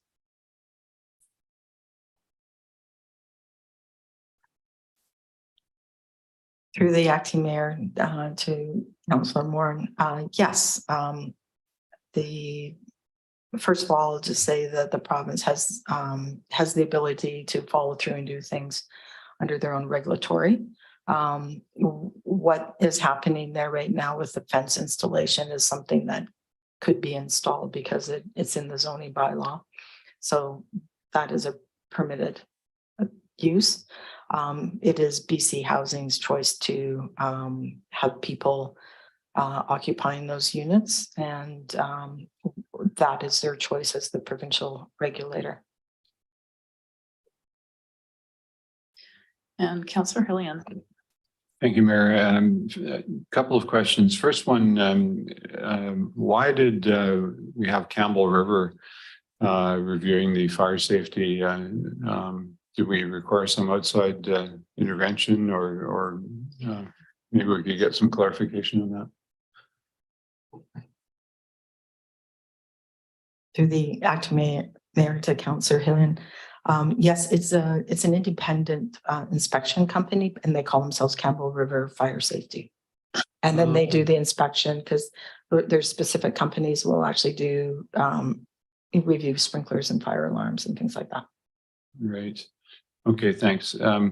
My other question, I can't remember where exactly it is, but we've got a fair amount of material from BC Housing about community engagement, details of the meeting that took place. And I believe at some point it says that BC Housing will notify the community if the Connect Warming Center is relocated. I believe that's what it says. Yeah. And I was concerned that it didn't say when. Pass it to our CAO. Through the acting mayor to Councillor Lane, do you mean when, I'm sorry, maybe just clarifying, I just want to make sure I understand your question. Well, the suggestion seemed to be that it was not that they would advise when, but they would advise if. And Yeah, sorry, thank you. Through the acting mayor to Councillor Ilian, we have been told, and the minister told council that they would be investing in a new day service. That work is underway. So I guess just to parse words positively, nothing that staff have heard from BC Housing changes the direction that we heard from the minister. And I appreciate you catching that, because words matter, and a lot of members of the public are reading this in great deal. So we have we haven't yet briefed back to council. We're waiting for some notes from BC Housing on some meetings we've been having. We'll give council an update on that, but we have received no information to change the direction that we heard from the minister, that there will be a change in that location. yeah, thanks. I did find it that there are no page numbers, but it's on the page that says ensuring everyone has a place to call home.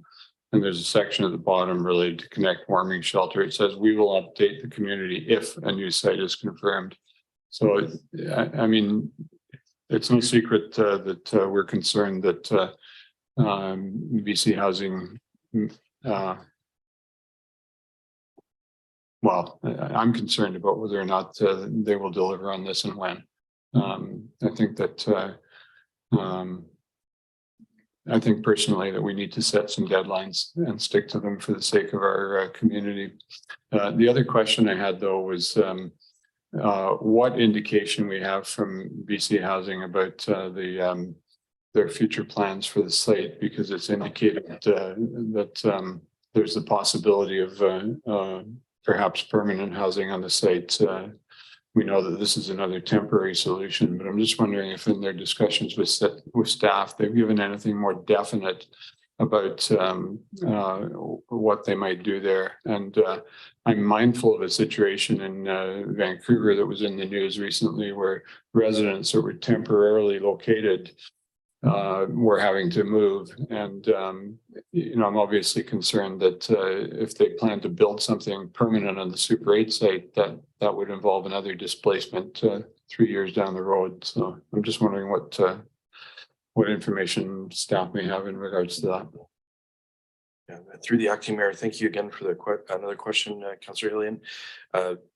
Following up on the direction that the minister told us, we haven't had any formal commitments from them on the program for the property itself. However, we were briefed that there would be an opportunity for redevelopment on that property of purpose-built housing.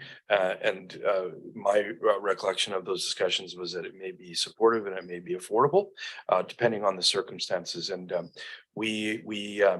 as a city manager, I sent an email to the leadership team at BC Housing yesterday, requesting that we have regularized meetings to address the supportive and purpose-built supportive and affordable housing.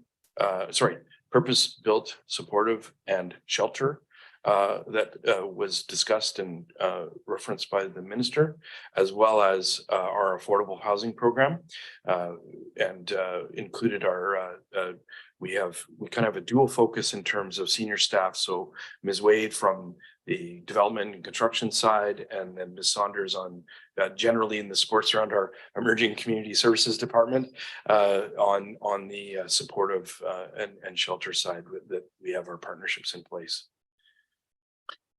Final question, if permissible. Go ahead. Do we have any indication of whether or not the city will be invited to participate on the advisory group that they intend to form with residents from the community and such?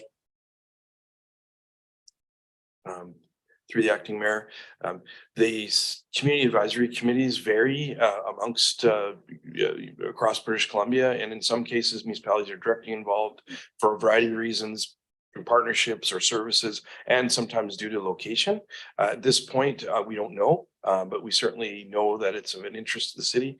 The CACs really are focused on addressing the localized issues related specifically to that area. And we are not a direct neighbor, but through our partnerships, I think we would certainly be aware of what's happening there.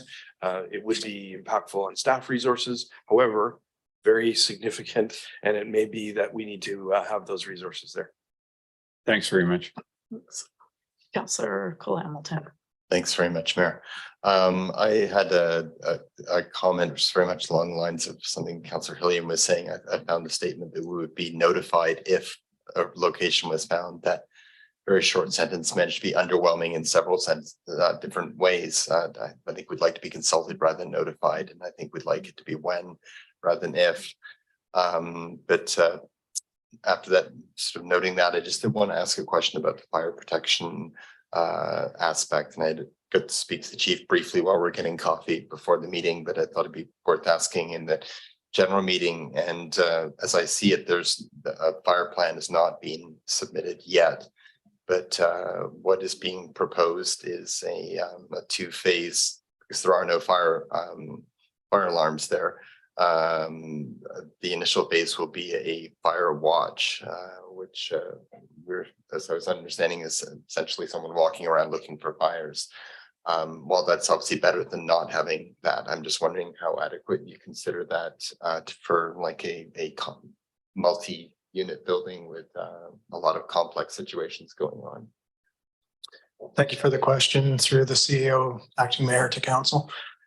Essentially, the buildings itself, it does have localized smoke alarms in the units. So what will happen is if they do have an issue in there, it will ring, but it will not evacuate the rest of the building as a fire alarm system would. That is the end goal, is to have a fully functioning fire alarm system and sprinkler system in there. So it'll provide evacuation quickly, and also the sprinkler system will keep the fire small, hopefully containing it to the one unit. The Travelodge, for example, when we had the fire there back in October of 21 and 20, yeah, it was 21. That building there did have a fire alarm system in it, which did help with the evacuation, but it did not have the sprinkler system, which is why as much of the building was consumed by fire as it was. If you have situations in buildings now where a fire alarm system isn't operational, a fire watch is put in place. So basically somebody would be walking the halls and making sure that if a fire broke out, that they would notify 911 so we could get an early response and be able to deal with it. Is it a perfect situation down there? Absolutely not. You have brought up some good points in terms of the complex issues of the people that are there, but it's the best of a bad situation. The person that is providing the fire watch is doing so. I mean, the fire watch is 24 hours, 7 days a week, and will continue to be in place until they get the fire alarm system in place. Now, whether they're doing 2 12-hour shifts, if they're doing 4 6s, I don't know, and it doesn't matter. The thing that's most important is they do have that resource solely looking for fire activity or to help get the fire department rolling in the event of an issue. Okay, thank you. So it sounds like a minimally adequate stopgap for the time. That would be a very eloquent way of putting it, yes. Okay, well, I guess we'll hope for something better when the fire plan actually is eventually. It will. Like it's right now, it's not great, but the direction that they're going and the investment that they're putting in with the fire alarm system and the sprinkler system will result in a safer building for sure. Okay, well, in the long term, that is good. Correct. Yeah. It's good to hear. And you're done. Thanks. And Councillor Moore. Great, thanks, Acting Mayor. I just wanted to make some comments about the feedback and the narrative that's out there about this whole process. And, you know, we're trying to do our due diligence with things that have been mentioned about fire and about the temporary use permit process and all of that. And those things are really important. We've made a public statement that we really wish that we'd been been given extra units of housing for people, and that we're not necessarily, weren't that thrilled about this solution. Having said all that, we have 60 something people that are, over 60 people who need to move out of the Travelodge. and with nowhere to go. And frankly, I just want to say it publicly, like this council has been promoting anti-stigma.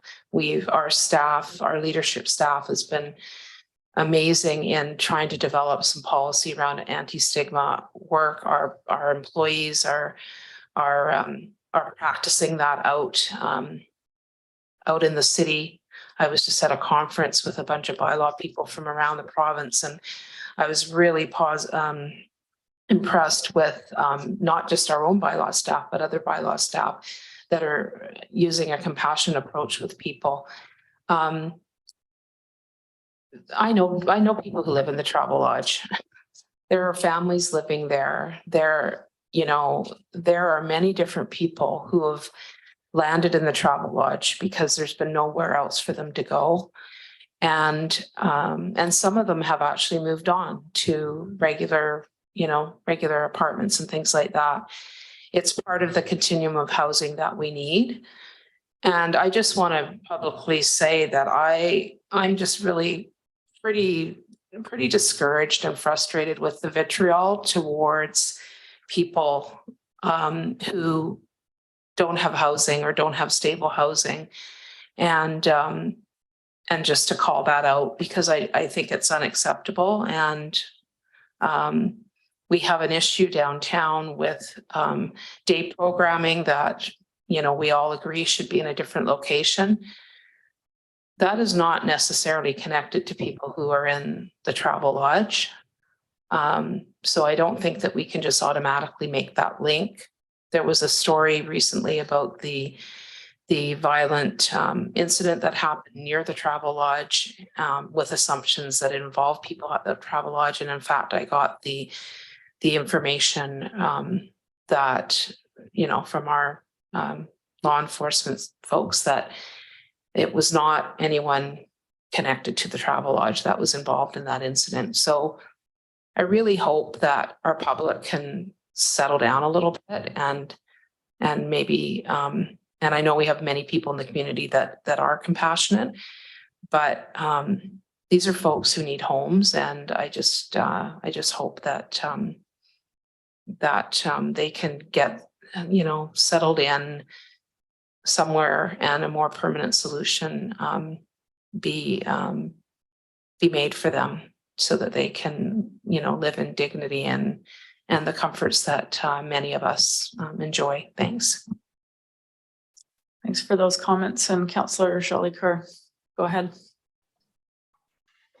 Thanks, Acting Mayor. And I note that BC Housing is on the call too. I do have some questions likely they're only able to answer, so hopefully they're able to participate. But I guess one of the questions I have around our process for staff, and to Councillor Hillian's point, in the staff report, it speaks to our temporary use permit process, and that part of the process is reviewing the operator agreement, and part of the operating agreement includes a community advisory committee and a good neighbor agreement.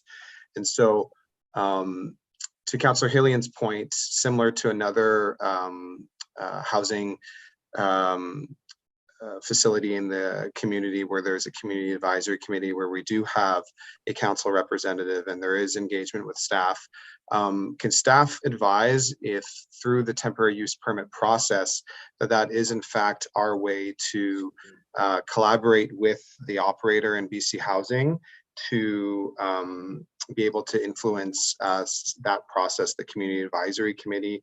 I don't want to predispose that council thinks that we need to have a representative, but if that is the will of council, that's something through that process that we would be able to ask for. And then as well through the good neighbor agreement, again, as a requirement of the TUP, is that an agreement that we have influence over around what the details around what that could look like? And that's just my first question for staff. One moment. I lost you. Oh, I see. Now I see why. Please go ahead. Thanks. Thank you. Thank you, Acting Mayor, through to Councillor Jolicoeur. I'll try to recap your questions. I think at first, the representation on the Community Advisory Committee, often in various municipalities. There would be a staff representative that can form part of that. And often it can be, one of the senior leaders, one of the directors. Sometimes it can be fire. So that we've got some options on that, and we can definitely have that discussion in the composition of the CAC. So we can definitely bring that forward as well. The main point of the Community Advisory Committee is so that residents in the area have immediate access to the operator and to be able to solve issues within the neighborhood with the operator. That's the main goal of the CAC. So just wanted to highlight that. And then the other question, you'll have to refresh my memory.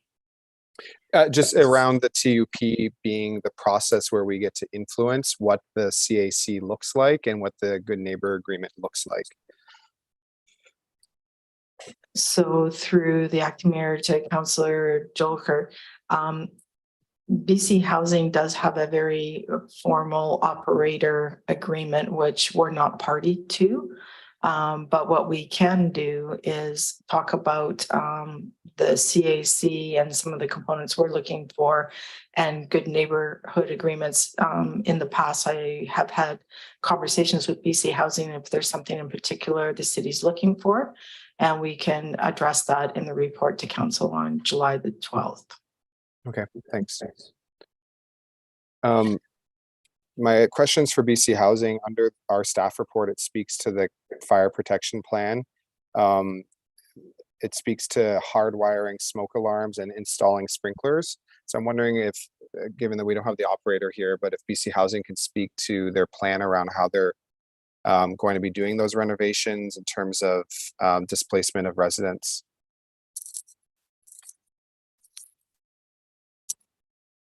Thank you, through the acting mayor. And so it's unfortunate BC Housing wasn't able to be here in person, but they're zoomed in. One of the challenges with Zoom meetings is we didn't actually, it doesn't always work the same way as in person to have the people that are going to bring this application to us to going to speak to council, et cetera. But they definitely have Jennifer Fox and Sarah Smith, as well as their architect, are online. So I actually would want to turn it over to BC Housing to maybe speak to the update that we provided, and then specifically to the questions around fire protection from Councillor Jolicoeur. Thank you, Jeff. I'm Sarah Smith, Director of Regional Development for Vancouver Island Region.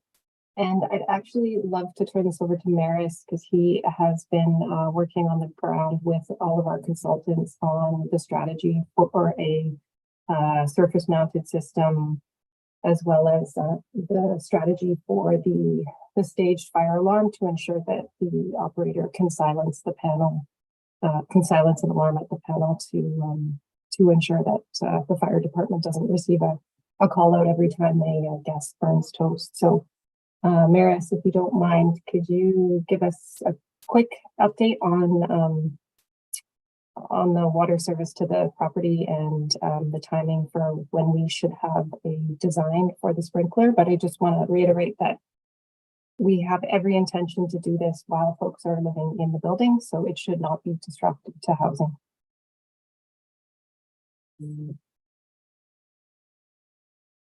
Can you hear me there? It's Maris McDonald here from McDonald Hagerty Architects.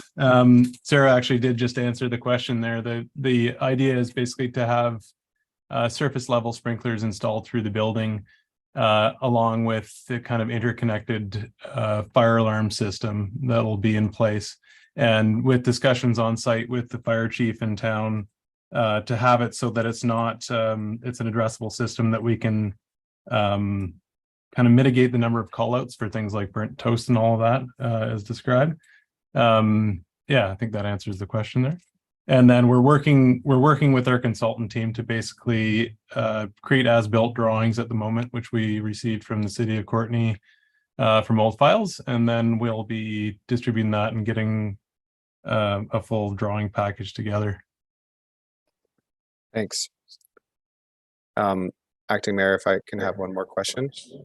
Yeah, please go ahead. You're the last person. Yeah, Thank you. so it relates to the BC Housing Engagement Report. So thank you so much for sharing that. It's really great to see how much engagement the community has been involved with. And, you know, to Councillor Morit's point around some of the really, really challenging, hurtful, discriminatory comments that we're seeing, the report kind of highlights that there has been some positive, there's been some inquisitive. I think the word inquisitive is used 4 times in the report. And then there's some negative feedback and some critical feedback. And so the report, I guess, is really useful in that it says that staff up until June 12th were responding within 24 hours, which I think is a great great mandate to get back to community members. I guess 2 questions that I have around the public engagement process.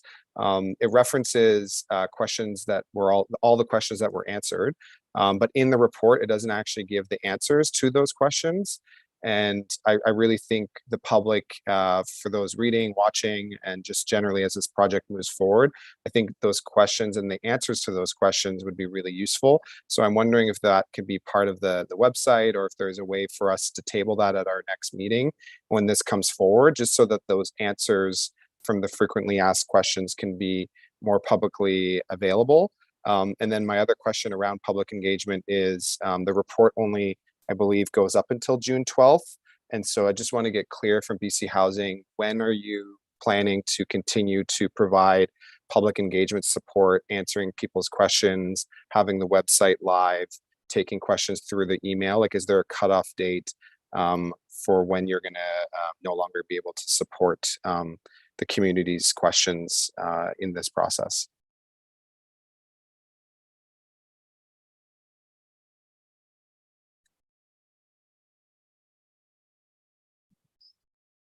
Sarah, are you still there? Are you able to answer the question?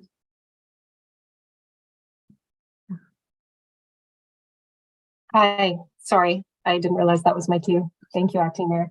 I'm going to turn this one over to Roberta Randall. She's our Director of Communications and can answer it fully.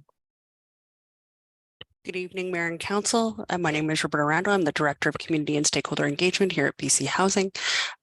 So for the first answer around the responses to the Let's Talk questions, yes, we can get those posted on the BC Housing on the Let's Talk website.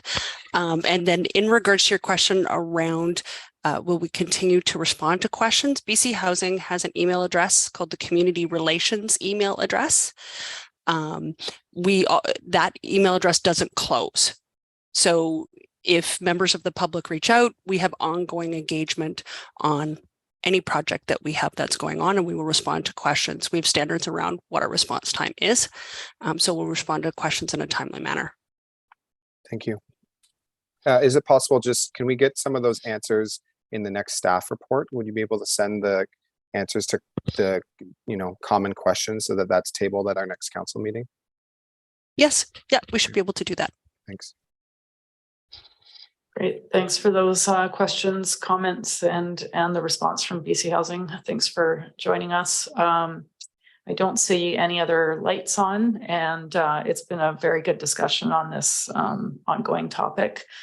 So we'll just vote on receipt. Is anyone opposed? Seeing none, that's carried. And next up, we have the Sandwick water main funding reallocation.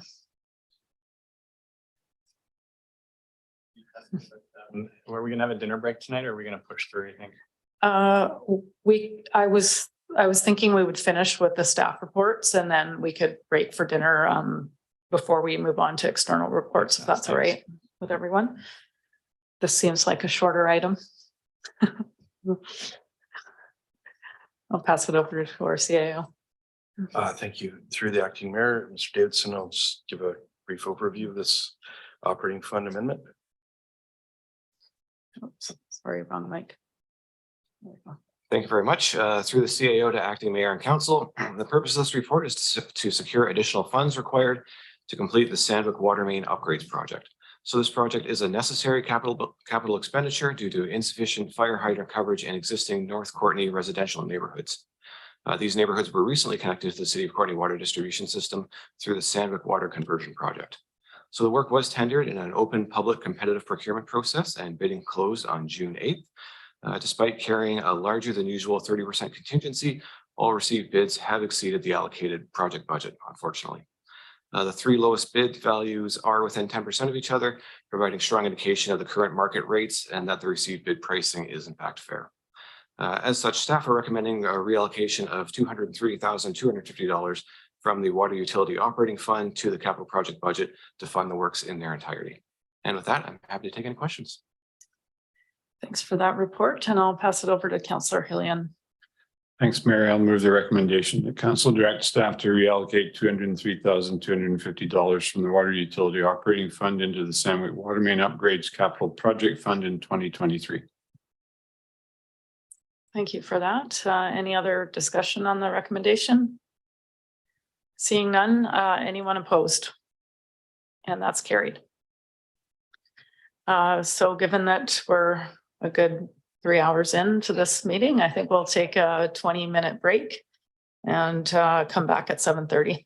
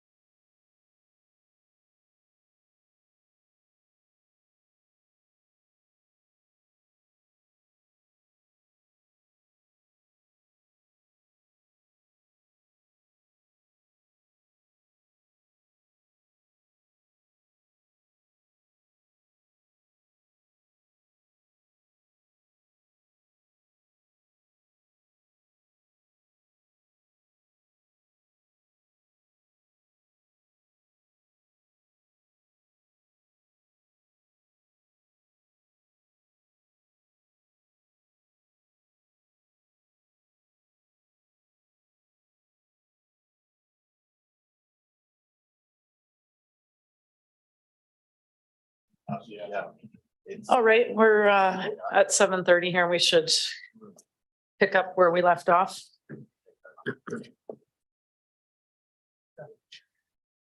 And are we back online? Are we okay?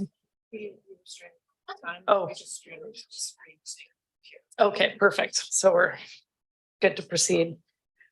So we've arrived at external reports and correspondence, and the first item here is the 2023 UBCM Convention Childcare Resolution. Council received some correspondence requesting that we endorse the resolution, and I'll pass it over to Councillor Hillian. Thanks, Mayor. I'll move the council endorse the Nanaimo District of Nanaimo resolution on childcare for consideration at the Union of BC Municipalities Convention. Thank you. And is there any discussion on that? Seeing none, is anyone opposed to the recommendation? And that's carried. Moving along to the CPRD request to consent bylaw number 766, Comox Valley Emergency Program Extended Service Establishment Bylaw number 1991, amendment number 4. Did staff want to speak to this? Thank you through the acting mayor to council. Council may recall we had a presentation about the emergency program and the evolution of the emergency program. Very positive experience. Chief McDonald is our lead in the regional model. Given, as you see, a number of important emergency events that are happening in our local region, we're supportive of joining this service. Really, generally the costs, et cetera, don't really change as a service participant. You as elected officials at the regional district board will sit to deliberate on the overall direction. Thank you for that. And Councillor Morin.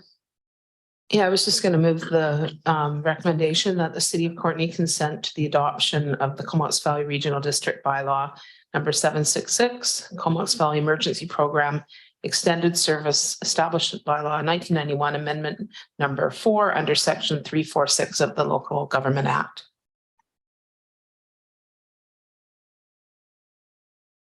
Any discussion on that? And seeing none, anyone opposed to the recommendation? And that's carried. Moving on to the Comox Valley United Soccer Club Field House at Vanier Turf.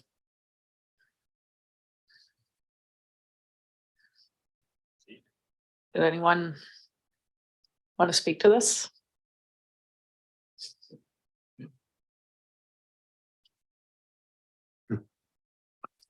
Thanks, Mayor. I note that this is a request from the Comox Valley United Soccer Club for a grant to address the development cost charges related to the field house at Vanier Turf. That project that has been held in abeyance for about 3 years from when it was originally proposed.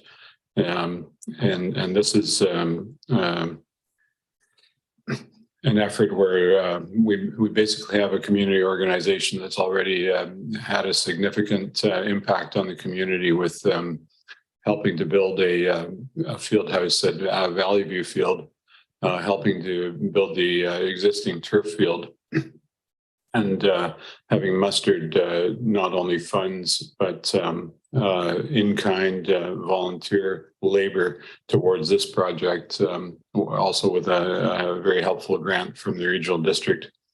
And they're asking for some help with the DCCs, and I don't have the exact amount in front of me. It's in our correspondence here somewhere. It's in the neighborhood of $14,000. And I'd actually like to, once we dispense with receipt, I'd like to put forward a motion that we support the organization with this grant to enable this community project to go forward. It's been held back for quite some time, but I think it's It would be a significant morale boost to the organization, given some of the challenges they've had bringing the project together, if we did in fact help them out with this amount.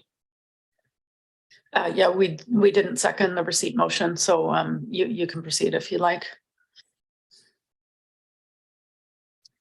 Just gonna make sure I get the right microphone. All right, I'll move that we provide a grant from gaming funds to the Comox Valley United Soccer Club in the amount of $14,335.24 in support of the field house at Vanier Turf project.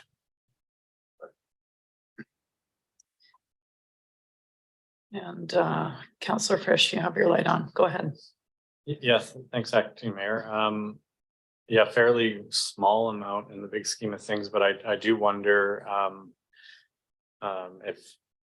if staff were, if this is pretty quick, I guess, and sort of what sort of precedents it sets. Although we've already seen a presentation on this, and I think it seems like something we definitely want to support, but I guess just contemplating where that fund is at. I know it probably has quite a bit of money in it, and this does seem like a good place to spend it, but I don't know if staff have time or this information at their fingertips to give us a quick rundown of how much money we have there, and if this is a good place to bring the money from. Earlier in the meeting, I asked our Director of Finance what the balance was, and he said about 1.2 million in that fund. Yeah, I recall that, and I know that some of it's earmarked for specifically for council spending, so I guess that was more the amount I was wondering. That's all the thoughts I had. Thanks. Thanks. Did staff want to respond? Through the acting mayor, just wanted to, we have had information come in from Mr. Paul Preston on the DCCs payable on the project, the total $14,335. Of those DCCs, 7,791 are City of Courtenay DCCs, 6,543 are CVRD DCCs. Thanks for that information. Councillor Jolicoeur, go ahead. That was what I was going to ask, what our share of the $14,000. I'm not really interested in supporting paying for the CVRD's portion of the DCCs. But I am curious to Councillor Frisch's question, how much of the allocated funds from gaming for council's deliberation have we spent thus far this fiscal?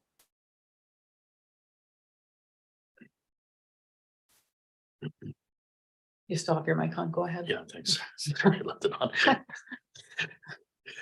Thank you. Through the acting mayor. So $70,000 was available. We've had some small draws on that. There were some funds given to Project Watershed for some project development. So there is in the area of $40,000 still remaining. We can confirm to council via a separate email if that's desired, but there are monies available. I will suggest that we will be developing policy. We're reviewing the development cost charge bylaw to identify exemptions and waivers and values. And there are other groups out there that are asking for DCC coverages. And the city has participated via the Recreation Commission in support. However, we will of course, take council's direction in this regard. There is some permitting questions out there because of delays in the pickup of that permit, and there are bylaws that apply. So this has turned out to be, I think, a little bit more complicated from a project perspective, not a regulatory perspective, but a project perspective, I think, for the soccer club to come to fruition. And it is our understanding that this is a public change room that will be developed there. And so there is definitely the consideration of the wider public in that investment. Thanks for that. Did you have a follow-up? Yeah, so thanks, acting mayor. I guess my curiosity is I don't necessarily feel super comfortable making a decision, not having the exact number of what we've got left as of June 28th in that $75,000. And I also would want to know from legislative services or other staff how many other groups we have planned coming to us as delegations, with any insight on whether or not any of those groups are planning to come with an ask, a financial ask, beyond what the city manager shared around other groups requesting DCCs.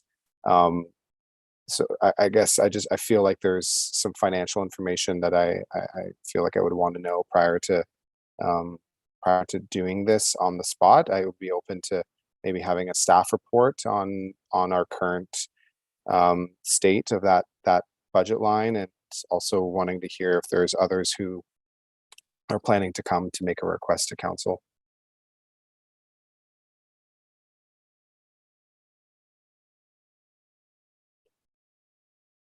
I could just speak about what we currently have scheduled. So we typically only go about one council meeting in advance with delegations. So the July 12th meeting, right now there's just a request for in-kind support. But I would expect that there would be more requests throughout the year.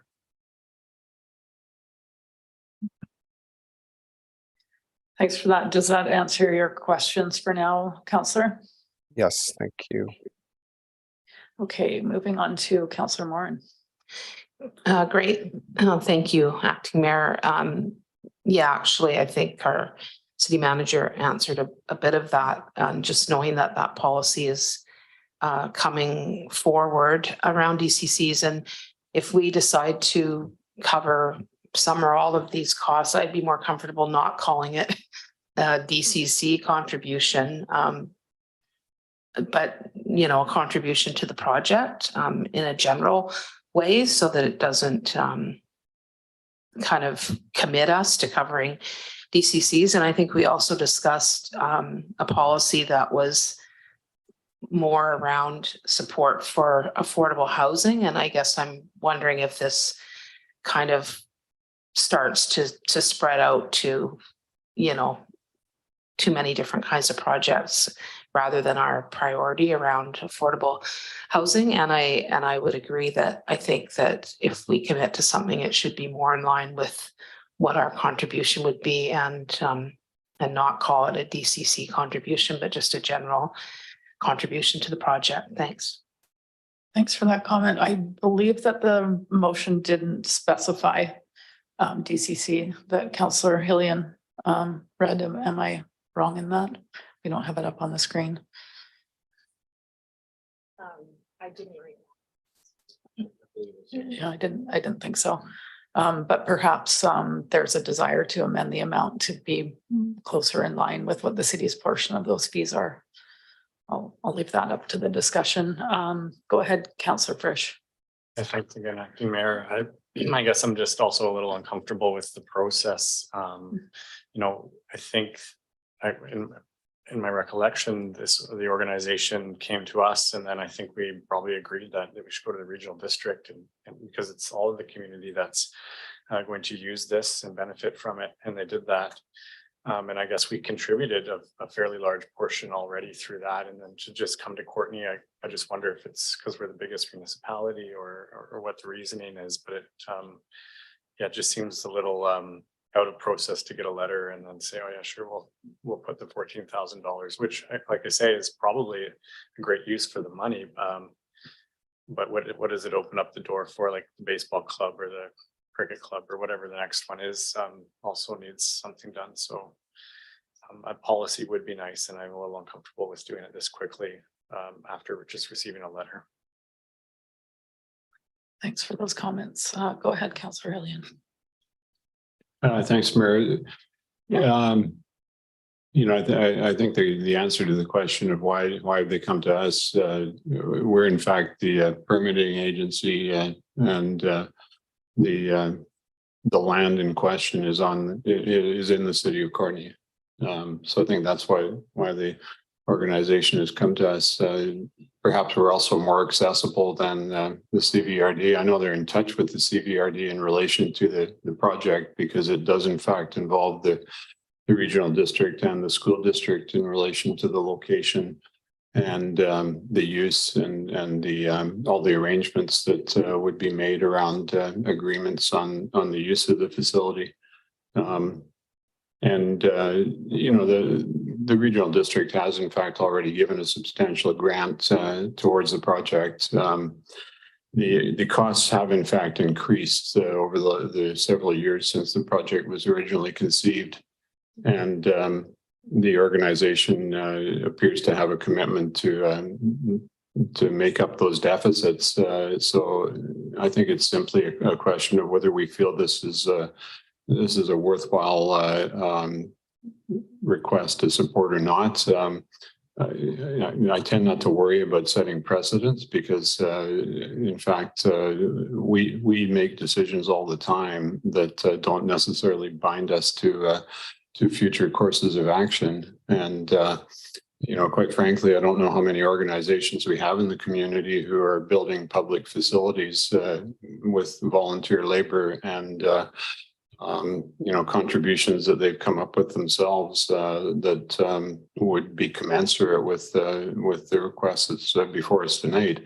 But if there were other sporting or similar type organizations that were building projects and we're looking for some help, my view would be that we would consider those on their merits. I don't think you can develop a policy based on you know, this type of support.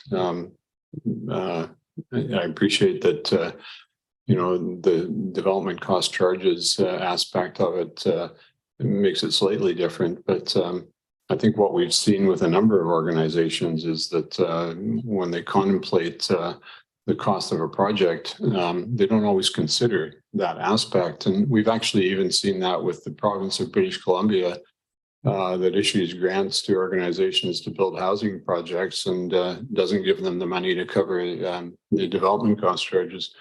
So I think that's why it comes as a surprise to organizations, particularly when they've got volunteer labor involved and they see themselves doing something for the good of the community, and then they end up with an additional cost that they perhaps haven't anticipated. So that's you know, why I would see us supporting this without any worry about establishing a precedent or you know, departing from any sort of council policy. Yeah, thanks. Thanks for those comments, Councillor Frisch. No, thanks. So those are all fair ideas and fairly convincing.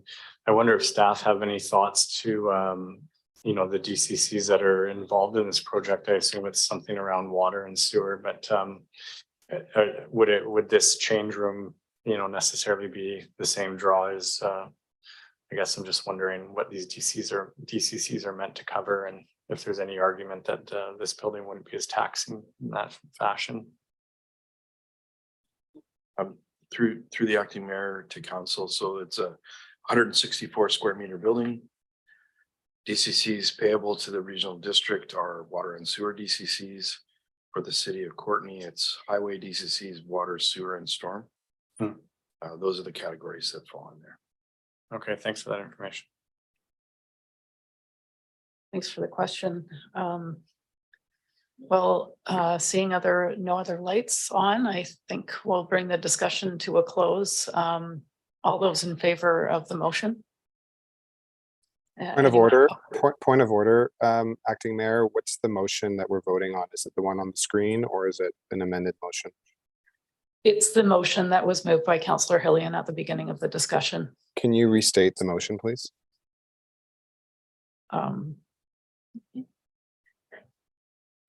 Staff will do that. Sorry. Sorry, this is possibly still a little rough, but that council provide a grant to the Comox Valley United Soccer Club from the gaming fund in the amount of $14,335.24 in support of the field house at Vanier Turf Project.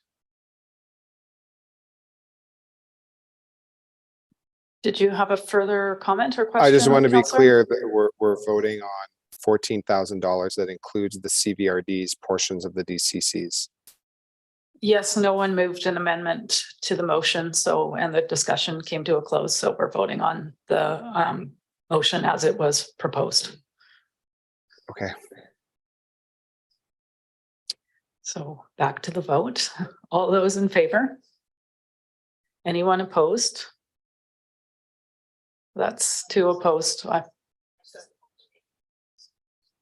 Okay. Councillor Moran and Councillor Jolicoeur opposed. Everyone else voted in favor.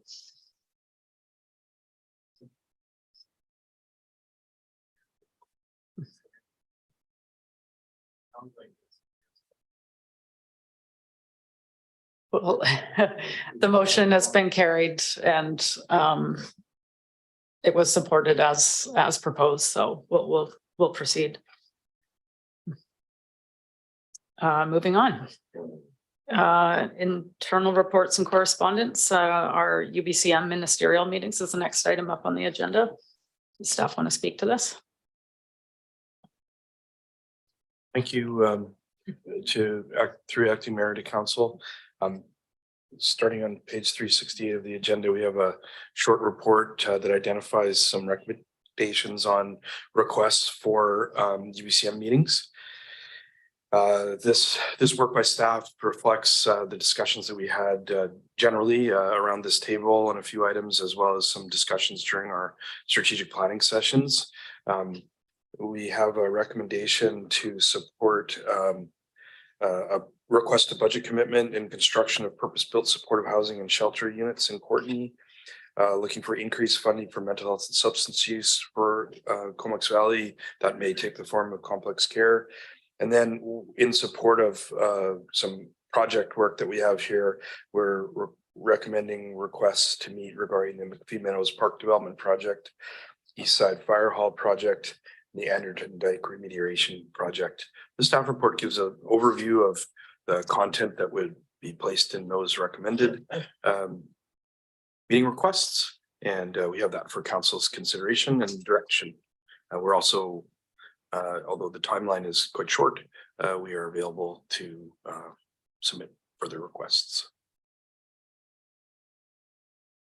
Thank you for that. Councillor Frisch. Yeah, well, thanks for bringing this forward. I definitely support these, and if you're okay with it, acting mayor, I'd just happily move the recommendation. Yeah, please go ahead. Okay, well, so moved.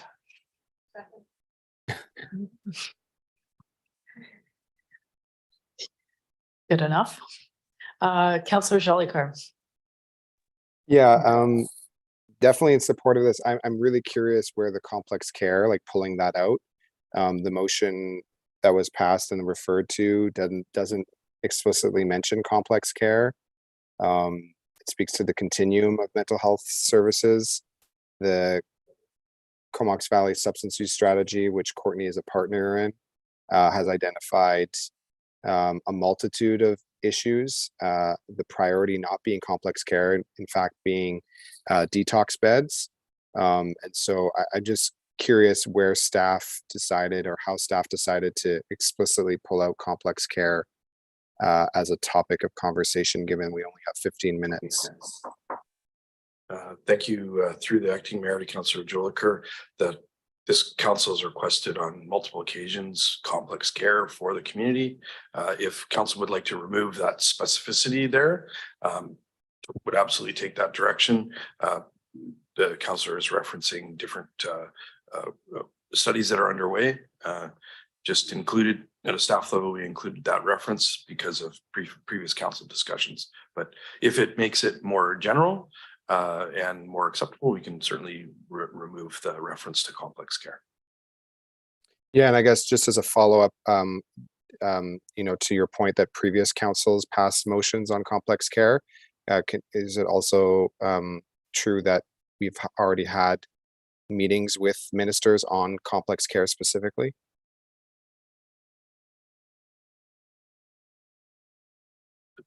through the acting mayor to Councillor Jolicoeur. No, I don't believe we've actually had specific meetings about complex care. There's been requests to have meetings about it, and there's been discussions about the funding and implementation of, if that's the right word, around complex care. But again, this is not suggested for any concern at all. So if council wanted to remove the reference to complex care, would absolutely take that direction. Did you have a follow-up, Councillor? No, I mean, I would move an amendment to remove complex care and refer to this line as it's referred in the staff report under discussion, which is more broad and it includes the entire continuum. A motion to amend to remove complex care in parentheses. We have a seconder. Just a question around this for staff. Generally, the details of these meetings are fleshed out in a staff report in advance. Is it more about what we outline in the motion, or are these details going to be fleshed out later, closer to the meetings? Thank you for the question, Acting Mayor. There won't be any staff reports in this regard. We have to create briefing notes. So I really appreciate if there isn't to be a reference to complex care, then we won't include that. It's a fairly limited amount of information that we get to provide to the province in this regard. So again, it would happy to make that change at council's direction. Okay, thanks. Any questions or comments on the amendment? Go ahead, Councillor Moore. The reason my light was on earlier does apply to this. Yeah, I think within 15 minutes, we would be able to touch on a couple of things. And my recollection is we did bring up complex care definitely in a meeting with the MLA. And I thought that we had actually with Minister Malcolmson as well. And we were told that complex care was being delivered not in a complex, but that the model for complex care was within community, but we didn't really get much more information beyond that. So it might be good to get better clarification on that.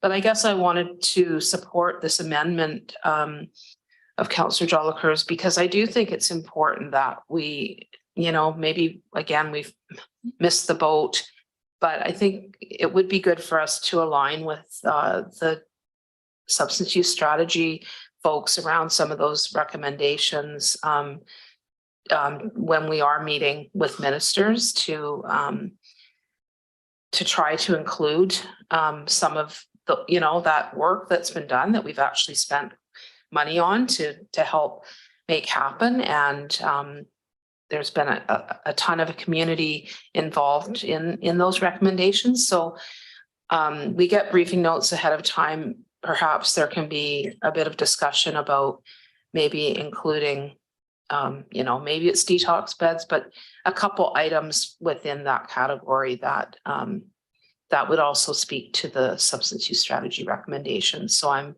supportive of the amendment and getting clarification on complex care as well. Thanks. I believe the amendment was simply to remove the words complex care from the motion. So it's something about using Oh, okay. Councillor Jolicoeur, just to clarify your amendment, is it simply to remove complex care, or was there other words that you were proposing to put in? No added words. I just wanted, there's some good work in the staff report that lists out all of the issues under this item. So I was just giving that context. So just the amendment is just to remove. Okay, yeah, thank you. That's how I interpreted it as well. Moving on to Councillor Hillian. Thanks, Mayor. No problem with the amendment. I do think complex care is worth mentioning, but perhaps in the context of the request for purpose-built supportive housing units and shelter. My recollection is that when we met with, we originally got the suggestion of complex care from then Minister Eby. And when we followed it up, with we ran into this problem of two ministries that were involved, and that in fact it's the Ministry of Housing that would be required to create the spaces, and then the Ministry of Mental Health would provide services. So I think that it's something that is worth mentioning in the context of our request for housing resources. Thanks. Yeah, thanks for those comments. Did anyone else want to speak to the motion or to the amendment rather? All right, seeing no lights on, is there anyone opposed to the amendment? Seeing none, that's carried. So we're back to the recommendation as amended. Is there any further discussion on the recommendation itself? Seeing no lights on, anyone opposed to the recommendation? Seeing none, that's carried. We're on to council reports, and our first up in the list is Councillor Cole Hamilton. Thanks very much. Just given the time, I was just going to make a very brief note that I think all of us were able to be present last week at the National Day for Indigenous People, the wonderful event put on by the Comox First Nation. Just wanted to express appreciation to KFN for putting that together. It was really worthwhile, and just a great opportunity to get together. So thanks. Thanks for that. And moving on to Councillor Frisch. Yeah, well, I submitted a report, so I won't say anything about it, but actually I just wanted to take a moment and request that I get something put at the end of council resolutions around the Comox Valley United Soccer Club motion we just passed, and it would be something in the order of just sending a letter to the regional district. So asking for them to take care of their portion. So if you're willing to entertain that, that'd be great to be put at the end of somewhere in the meeting. Okay, thank you. Yeah. And on to Councillor Hillian. Thanks, Mayor. I've submitted my report, but I'll just acknowledge that on behalf of the mayor, I attended the Heritage Committee meeting today and have a couple of issues to follow up with city staff and council. Thanks. Thanks, Councillor. And Councillor Jolicoeur, you're up. Yeah, just a quick note that the Comox Valley Substance Use Strategy Phase 2 report is in its final stages of drafting and will be released in the coming weeks, as well as the Walk With Me project report, where there'll be some really clear recommendations. And I know that Councillor Hillian and Councillor Morin and Councillor Cole Hamilton have all been involved in various forms over the years, but really looking forward to that coming forward. Thank you. Thanks for that. I guess I'm up next in this alphabetical list as acting mayor. Yeah, also wanted to acknowledge what a great event we all participated in on Indigenous Peoples Day that was hosted by KFN on their IR2 lands. I won't go into too much detail because we're many hours into this meeting. Also just wanted to quickly mention that most of council was able to attend a tour of our new organics facility and see what that operation looked like and how it's functioning and what the start and end product looks like. And I think it was really useful for everyone just to see how that service is rolling out. And the other thing I wanted to make note of is, and since our last meeting, we all of the directors or all of the council members that represent our council at the CVRD board participated in 2 days of strategic planning, which was very productive, had a lot of agreement and focused a lot on our next steps for addressing affordable housing in our community. And with that, I'll pass it to Councillor Morin. Yeah, thank you. I won't go into detail either, but I did attend last week the Community Action Initiative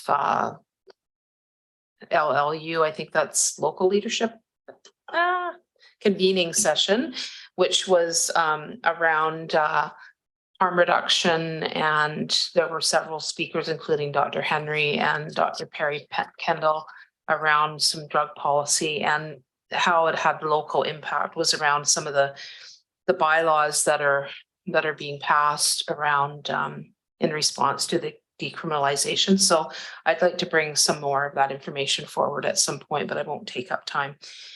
And that's it for me. Thank you. Thanks for that report. And that brings it to a conclusion as we're down one council member tonight. So moving on to council resolutions. 10.1, development covenants. I will pass it over to Councillor Frisch. Yeah, thanks, Acting Mayor. I'll go ahead and read this and then I'll give a brief explanation if it's seconded. So whereas development covenants that prohibit or restrict rooftop solar panels are a barrier to the generation of renewable energy. And whereas the city of Courtenay has declared a climate crisis and the province of BC supports climate action, and whereas solar electric generation is an important part of a greenhouse gas reduction strategy. Therefore, be it resolved that council send a letter to Honorable George Heyman, Minister of Environment and Climate Change Strategy, to request the province exercise its authority and override development agreement covenants that restrict or prohibit renewable energy systems in all zones. Second. And if I might speak to it, Yes, please. I've spoken to a couple of the parties involved in this, including representatives from an area in Courtenay that has a lot of covenants in place.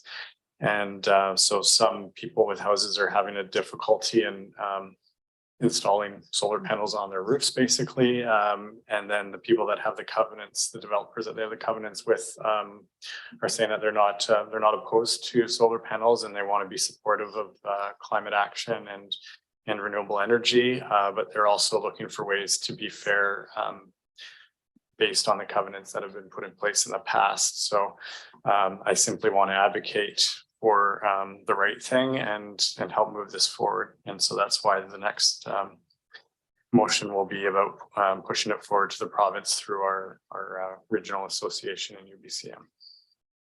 Thanks for bringing this motion forward. Is there any further discussion on it? I see Councillor Jolicoeur has his hand up. Go ahead.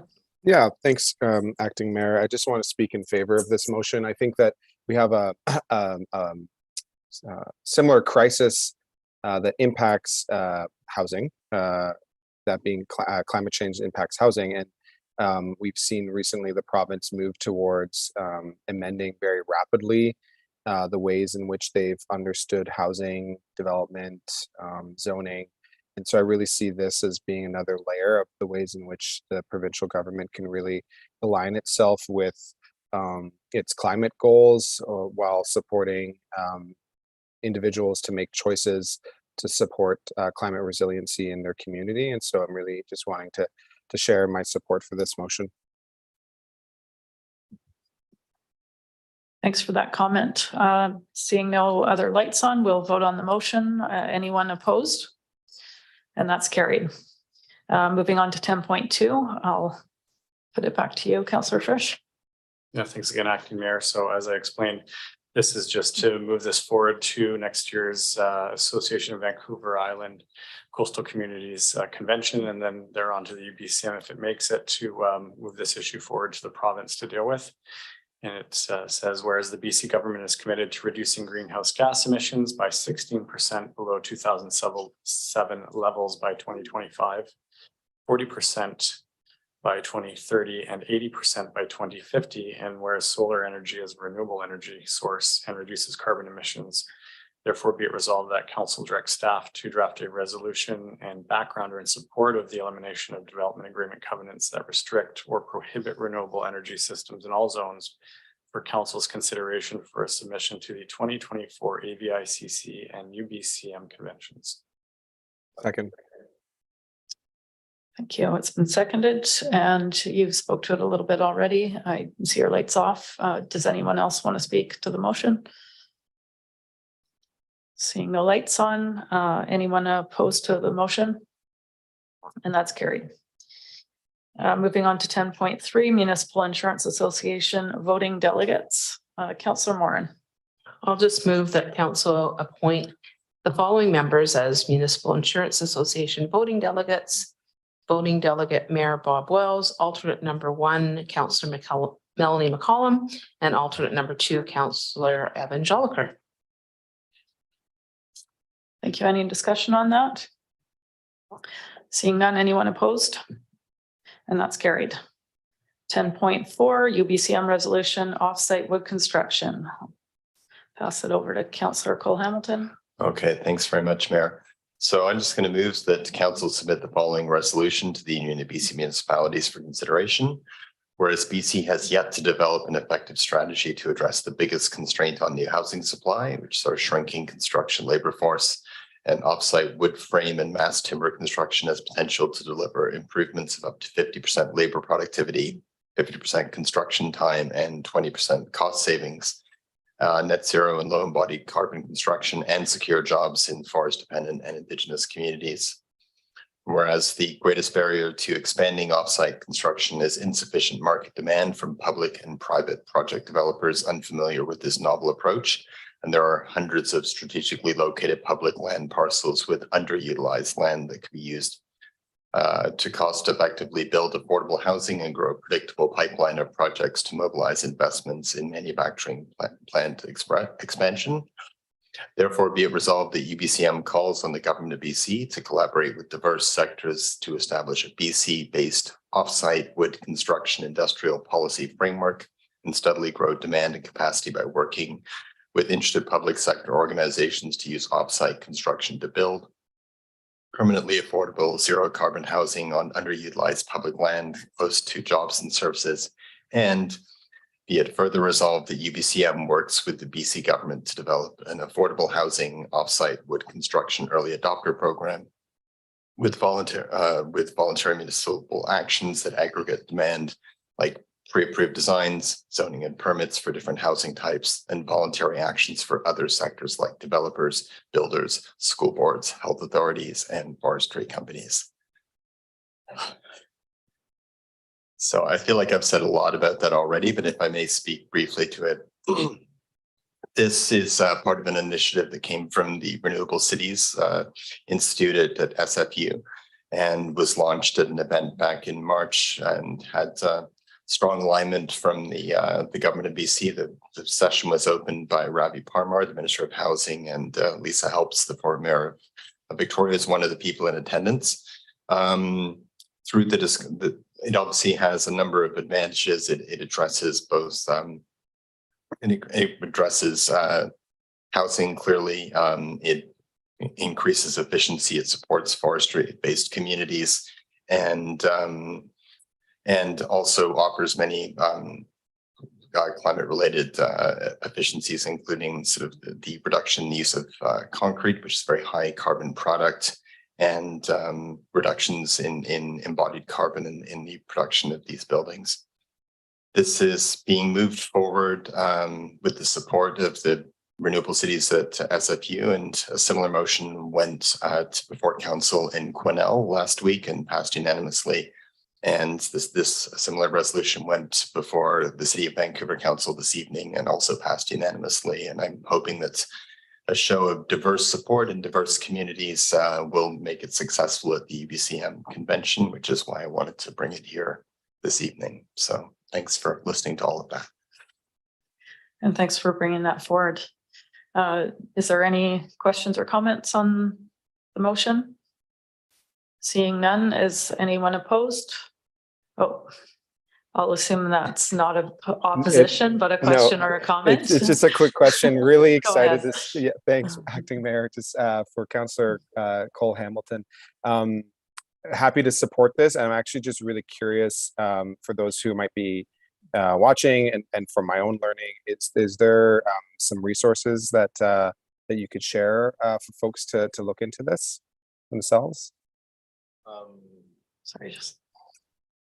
Yes, there is. There's the should be in the agenda, the accompanying so I think a 3 or 4 page document which sort of outlines in greater detail how this would work in terms of one of the interesting elements of it, which it fleshes out, is the use of underutilized spaces.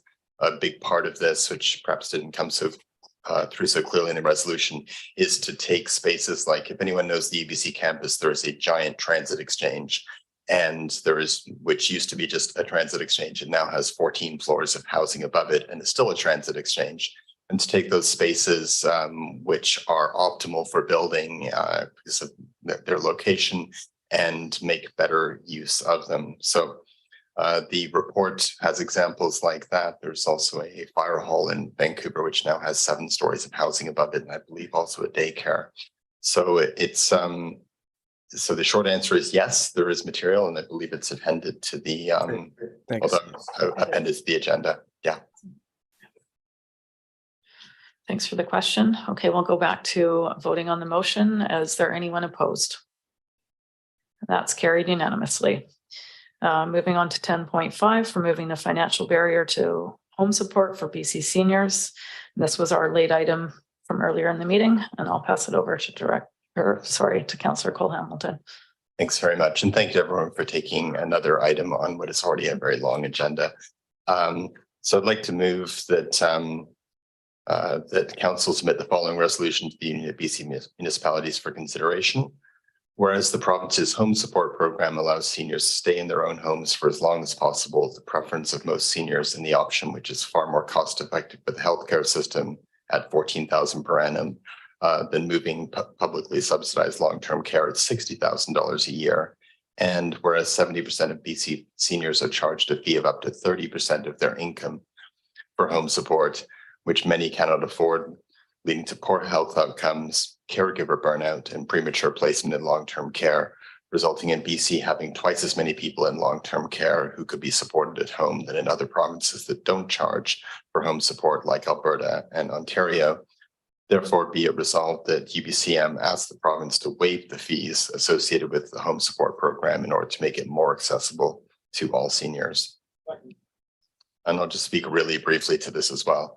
Part of the reason that this is a late item is it emerged from a session which many of us were at on Monday by the BC Seniors Advocate speaking at the Philberg, and she focused on the need to remove this financial barrier and went so far as to ask local electeds to identify themselves and then task us with bringing this motion to UBCM. And this really struck a chord with me over the last couple of weeks. My sisters and I have been working to arrange exactly this kind of care for my parents who've had some health challenges recently, which are going to require greater intervention. And I know that a lot of people around this table and throughout the community are probably dealing with similar things. So it's there were a lot of nodding heads when she suggested that we bring this forward. This might seem outside the wheelhouse of local government, and it's possible that's true, but there are times where local governments stand up for community members and use the access we have to UBCM to lobby the province of British Columbia. And for me, this is one of those times. Most provinces do not charge a copayment, but BC does, and BC charges the highest copayment in the country. To give you a sense of that, for a senior living on $29,000, they would pay $9,000 a year for a single hour of in-home care per day. My parents who live in Ontario would be fortunate not to pay at all for that kind of service, and that makes a big difference. And that also makes a difference to the people who care for them, family caregivers. The Seniors Advocate noted that 37% of family caregivers are in distress. And this rises to 57% when no in-home support is available. And this leads to a very high rate of seniors being forced to leave their homes before they're ready and when it would not be necessary if adequate care were provided. It's the right thing to do. And if that wasn't enough, it's also a very cost-effective solution when you think that, again, it's $14,000 per annum to provide this care, and it's $60,000 to support someone in a home that they don't want to be in because they didn't have that care. And anyway, with that, I'll just leave it to see if there are any questions. Thank you. Thanks for bringing this forward. I could say that I had assistance last night, emailing back and forth from Councillor Hillian around 9 and 10, and thank him for his assistance so he got this ready. So. Thanks for the collaboration to you both. Go ahead, Councillor Hillian. Thanks, Mayor, and thanks to Councillor Cole Hamilton for his work on this. I just wanted to respond to one comment that it may be seen as outside the wheelhouse of local government, but in reality, we pay taxes to the hospital district. And that hospital district is currently involved in advocating for the build of a new long-term care facility in Campbell River, and 40% of the cost of that will be paid by the hospital district and therefore local taxpayers. So it's in all of our interests to maximize the efficient use of long-term care. And where we can we have a chronic need for long-term care in the province, but I would suggest that we have an even more chronic need for home support. And if we can keep people out of long-term care and make sure that it's used for people who really need it, we will improve the quality of that care, the cost efficiency of it, and the quality of life for the seniors who can remain supported in their own homes. Thanks. Thanks for that. And Councillor Moore. Yeah, thank you. Briefly, I was at the presentation as well. I thought it was really well done, great information. And aside from this excellent resolution that was tackled by Councillor Hillian and Cole Hamilton, I think that the other piece that local governments can play in is helping to promote housing that supports people aging in place. So Isabel McKenzie, the advocate, brought up making sure that there are adaptations built into housing so that people can stay there. Maybe not everybody can put an elevator in their house or whatever, but there's other things that can help people to stay in their homes. And with the addition of home support that's covered, then those things together could make things a lot easier. And I was fortunate to have home support for my mom when she was living with me. So it's very appreciated. Thanks.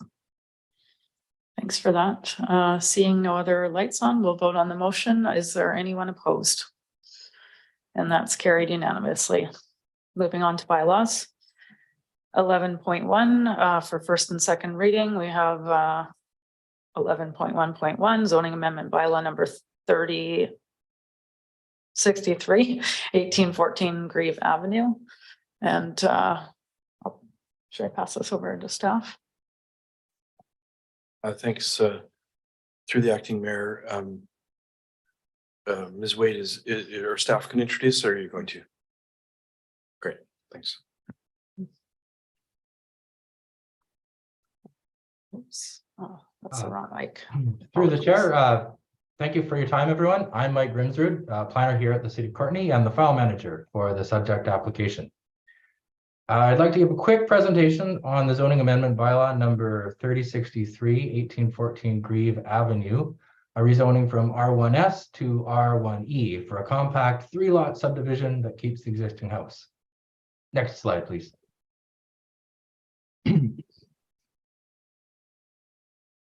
Thank you.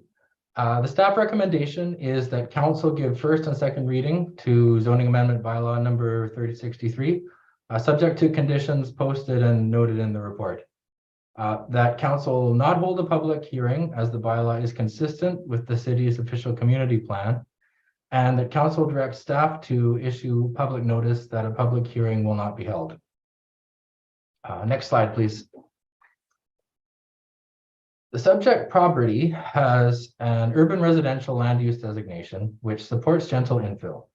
It's located diagonally across from Maple Park, within 500 meters of Courtenay Elementary and Thrifty Foods, and within 1 kilometer of downtown, the Driftwood Mall, and numerous parks.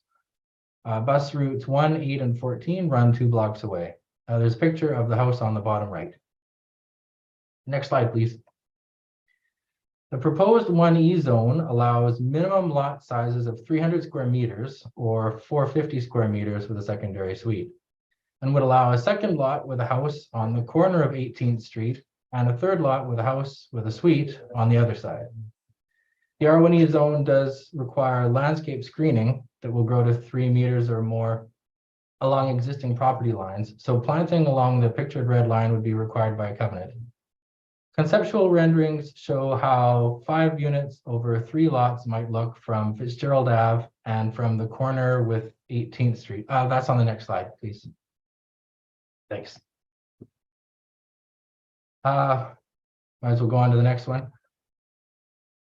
The design of the new buildings complements the neighborhood character as single detached dwellings, some with secondary suites, and two-story designs are consistent with the existing home and the neighboring home.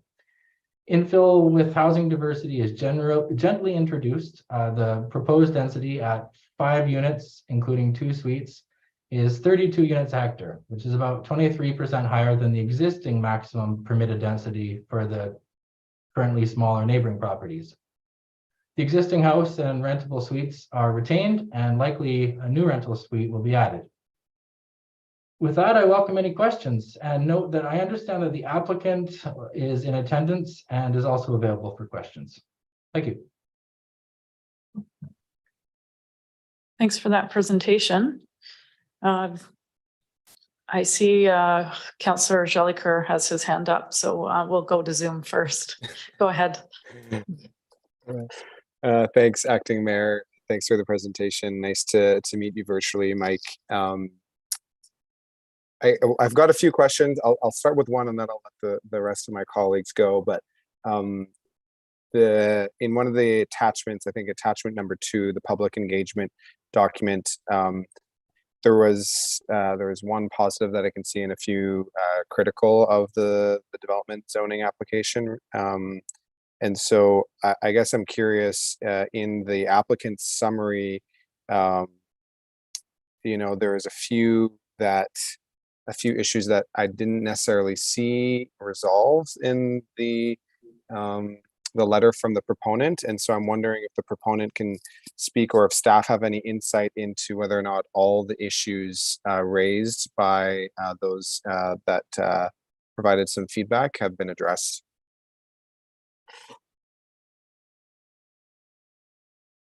Did you want to answer that, Mike? Sure. So yes, the applicant did a couple of mailouts. There were some errors with the first one. Didn't specify a due by date. So it may have been the case that people didn't realize that they had to do it at a certain time. And I asked the applicant to send out another one. Unfortunately, the applicant was leaving the country and not available to comment when I got some of the comments to the applicant. I did look through them though and address them in the report. There were comments about density. There was comments about traffic. It's at the scale of development that was not seen to be a major issue. There were some comments about whether new housing would be affordable, and at this scale of development, we felt that a contribution was maybe more appropriate. So if I may, sorry, Mike, to interrupt you. So the applicant's here, and I would suggest that questions related to whether or how they would respond to public input would be better addressed by the applicant who's in attendance. They have a representative as well. So maybe if you want to speak to the questions from council, that would be appropriate. Thanks for that, CAO. Councillor Jolicoeur, is there specific feedback that you wanted clarity on, or did you want them to go through the list, or did you want to refine the question a little? Yeah, well, I mean, thanks to Mike for sharing the insights that the proponent wasn't able to respond in a timely manner. That's actually really helpful for me. But the specific questions I would like to hear from the proponent around is around the affordable housing and around the issues pertaining to the surrounding protection buffer between the houses and the vicinity. Okay, thanks for the question. Would anyone like to respond? If you could just come to the podium and we'll get you on the microphone, because otherwise they can't hear you online. Come on up. Thank you. And if you could just press the button on the microphone, then I can turn you on. Thank you. Yeah, thanks, Mayor and Council. So Derek Jensen with McElhaney and Courtney. This is Tatum Taker, the property owner. So we have worked with Mike Grimsrud for quite some time, developing this application. With respect to the few comments that were critical comments that were received, generally speaking, they surrounded safety. Often comes up in these types of applications, increased density, obviously safety with respect to vehicles. We're adding 2 single-family residential lots to an otherwise established neighborhood, local collector road, 1,000 cars a day capacity. So the addition of 2 homes is pretty modest, we would say. With respect to the screening, we have, I think the zoning bylaw specifies the requirements to provide those screens, and we have developed a landscape plan that addresses the zoning requirements. We don't feel, and I think that's echoed by staff, that the addition of these 2 structures within the required setbacks of the zoning provides sufficient, separation, privacy, and given that the nature of the structures is consistent with the neighborhood, we feel that there's really not an impactful or meaningful impact to those immediate neighbors, frankly. Yeah. So we think we've done, in summary, I think we've worked with Michael to incorporate changes into the development proposal that we can control. Those ones that we can't control, obviously, we haven't been able to modify our plan to address. It looks like Councillor Jolicoeur has a follow-up for you. Yeah, just the affordable housing piece. I noted there's a few suites. If you can speak to that. How do you mean? What do you want to understand about the affordable with the suite? What does that mean exactly? How are you planning to include it within the affordability of the neighborhood? Is there going to be a rent control? Do you have any idea of how that's going to be managed? What are you going to do with these 2 lots? Right. So with the potential of having suites, it gives that like lower income possibility for us, like not a full size house. A suite is gives that the opportunity for other people to be able to have a lower rent, and for how homeowners to be able to rent, so to help with their mortgages. So it just There is isn't, double. but there isn't an intent to subsidize per se, to offset the cost of rental by subsidizing, potential tenants. No, it's a market value proposal. Yeah. There's no support from the municipality, the province, or any other funding agency to support the cost to put this to advance this proposal. Thanks. Thanks for your answers. We'll just go around. So it's Councillor Hillian. Go ahead. No, thanks, Mayor. I was going to move the recommendation if it's appropriate. Yeah, you can go ahead. I'll move that council give first and second readings to zoning amendment bylaw number 3063, 1814 Grieve Avenue, subject to the following conditions prior to adoption.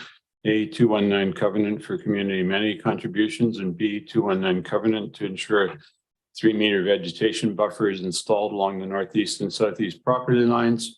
C, a preliminary layout plan be issued, and that council not hold a public hearing as per section 464(2)B of the Local Government Act as zoning amendment bylaw number 3063, 1814 Grieve Avenue is deemed consistent with the city's official community plan, and that council directs staff to issue public notice as per section 467 of the Local Government Act that a public hearing will not be held for zoning amendment bylaw number 3063, 1814 Grieve Avenue. And I would just make the comment that I think this is the type of density that not only does our official community plan envision, but in fact that we see the province mandating in other areas. I think one of the comments that was made, which effectively said that if it was well built, it would actually increase property values is bang on. We've seen residences built in other parts of the community where an older house or a house with additional land adjacent to it has other places built next door. They're closer than they might have been had it been built a generation ago. But basically, if they're well built, they, in my view, enhance the quality of the neighborhood. And I appreciate the concerns that some people in the neighborhood have expressed. But I do believe that based on the need we have for housing and the direction that we're getting from the province and our own official community plan, that we are in fact going to have to get used to living in more dense neighborhoods. Thank you. Thanks for those comments. Is there any other questions or comments? Go ahead. Councillor Jolly-Grant. Yeah, thanks, Acting Mayor. So, you know, I'm supportive of the majority of the motion as what's been moved. The first, that statement A, under the community amenity contributions in the staff report, it's noted that the proponent has agreed to pay $4,000, which is a difference of $8,000 from the $12,000 that was asked for. And it does say here that one of the options is for us to direct staff to go back and to continue to engage with the proponent to get us closer to the amount that would be found under the OCP. And so at this point, that first A, I'm not really willing to support it as listed. This is one property being turned into 3 properties. In a community like Courtenay, there's going to be significant revenue generation for the proponent as a result of one property being turned into 3.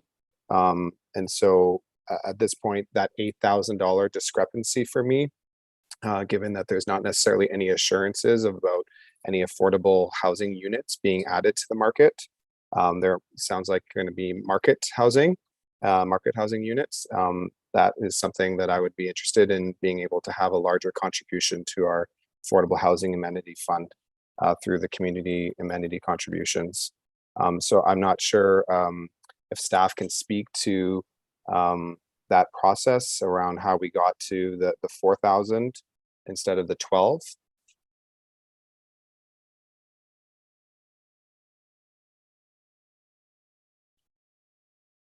I could speak to that. We have Marianne in the room. I was gonna answer the question. Thank you, Mike. Thanks, Michael. Through the acting mayor, through to Councillor Jolicoeur. This application has a fair amount of history to it and started under the old OCP and some changes in processes. The community amenities are based on the old OCP rather than the new OCP. We've had discussions with the applicant about that difference. I'd like to note that it's voluntary. So we've had those discussions with the applicant as far as the CACs and the difference. But it is also council's prerogative if they wish to direct staff to go back and have further conversations with the applicant, we can do so. Thanks for that additional context. I'll let Councillor Morin go. Thanks. Thanks, Acting Mayor. Yeah, I mean, this checks off most of the boxes for me. I do tend to agree with Councillor Jolicoeur that, you know, there are some significant benefits in terms of if we're waiving the public hearing and the extra, you know, under the new OCP, it's definitely an easier and more beneficial process for the person developing. And it is quite a significant difference. So I don't know. I'm not sure if there's a will to go back, and I don't want to prolong the process, but I just got a question when you're done. A I question? just got a statement just to follow up, if there's a problem. Yeah. So, I mean, I just, like I say, I like the proposal. It ticks off most of the boxes, but I'm not sure about the amenity contribution piece. So I somewhat agree with Councillor Jolicoeur on that front. Thanks. Thanks for those comments, and you can go ahead. Sorry, yeah, and I don't want to, belabor this point, but I just a point of clarification, there's been a couple of comments with respect to the uplift that this rezoning, could potentially realize to the benefits of the owner. And, not to get through the whole, history on this project, but this project was ready to go a year ago, and through policy changes at the city of Courtenay, it was delayed for a year.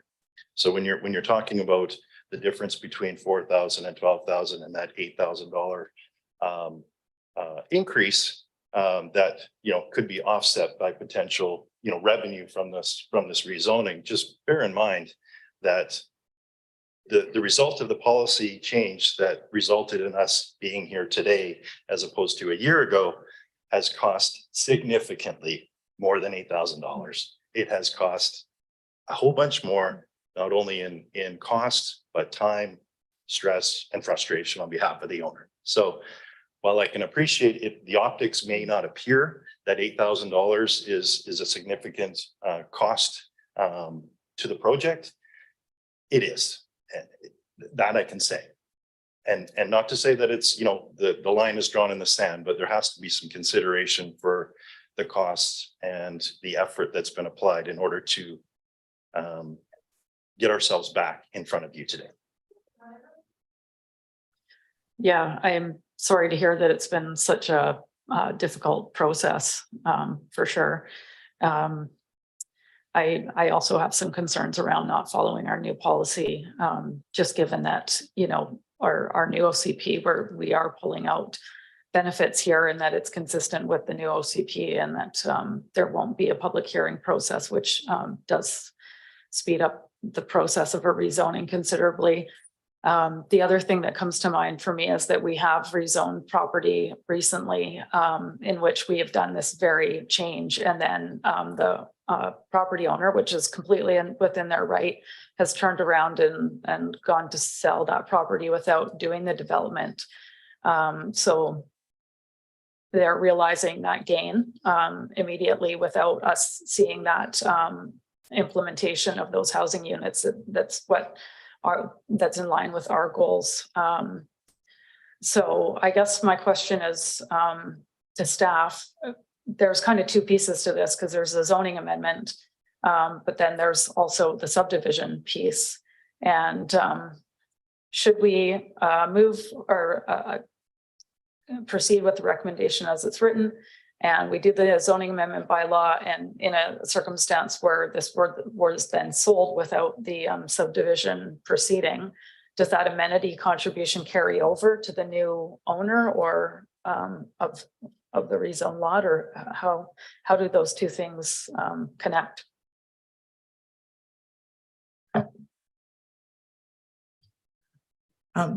Thank you for those questions, Acting Mayor. Yes, I can clarify. So one, the condition of having the subdivision, and the subdivision is part of the release of having a preliminary layout approval, is so that the subdivision application will come in, it'll get through the process, we'll issue a preliminary layout review, which will have conditions in it about servicing, etc. And that would form the ability for us to bring it back for adoption. We would also seek that the payment of the community amenity contributions would be paid at the time of adoption. So what it means is if in order to move forward, there would be two things that would be required: the subdivision PLR being issued, and also the payment of the community amenity contributions. And just so I'm clear, because it is kind of an unfamiliar process for me, because if we proceed with the zoning amendment bylaw and we change the zoning at that point, there's some change to the potential of the property, but it's not required that that subdivision continue with the same owner. Could the property then change hands and somebody else continue on with the process, or it doesn't have to happen one in conjunction with the other? So in regards to the subdivision, if the subdivision application, it could be taken over by a new owner and they would then be bound for doing those contributions. That would have to, the PLR would have to be issued before we'd even bring it back for adoption. And so, but we can't tie the issuance, like a final subdivision, because it's actually tying approval to another approval, which we can't do. But we can ask for the PLR to be issued, which gives us a fair amount of certainty of the development moving forward. And that's actually a process that we're looking at in the department now when we do rezonings, asking for the subdivision, or if it's a development permit, like looking for the building permit. So we're doing concurrence. So there's more surety about what we're getting. Okay, great. That's really helpful. Thanks. And I'll pass it to Councillor Fresh. Yeah, thanks, Acting Mayor. Yeah, I understand completely the difficulty here, and I'd like to thank the proponent for working their way through the system. I know it's probably been very challenging, and the stuff you've outlined definitely heard before as people come forward trying to move ahead on basically what council has said it'd like to see over the last number of years. And so I'd like to propose that we make it, well, it's not really even an exception because you are under the old OCP, I suppose, for the contributions. Is that correct? In a sense, you said it's voluntary. Yeah. So yeah, I'm happy to support this as it's written here, and know that moving forward, of course, we have a solid policy in place, and it'll go as planned from there on forward. And I'm sure this developer has indeed paid a fairly heavy price for various delays that were probably not their fault at all. So thanks for that. Thank you. And Councillor Cole Hamilton. Yeah, thank you very much, Mayor. I certainly do appreciate the delay, and I understand that can't have been easy. However, I am turning one developable lot into 3 developable lots is a fairly significant lift in land value, certainly at this time. And I'm inclined to support what I believe was Councillor Jolicoeur's suggestion of an amendment that to accept the other option, which was for staff to go back and just negotiate with the proponent to see if we can come to a figure. 12,000 spread over 3 developable lots is not a considerable amount, and I think it's I'd like to see us at least explore that possibility with the proponent. So Councillor Jolicoeur, I'm not sure if you had a specific sorry, I'm just tired, amendment that you were considering making, but I just want to add my support to what Councillor Morin and the Mayor and Councillor Jolicoeur were saying about that being a reasonable contribution given the scale of increase of the land value. Thanks. And Councillor Jolicoeur, you can go ahead. Yeah, I guess the second option in the staff report speaks to giving this first reading today and then requesting further information from staff, and it says C, community amenity contribution. So is that what staff meant by that option, is that they would then go back around the CACs?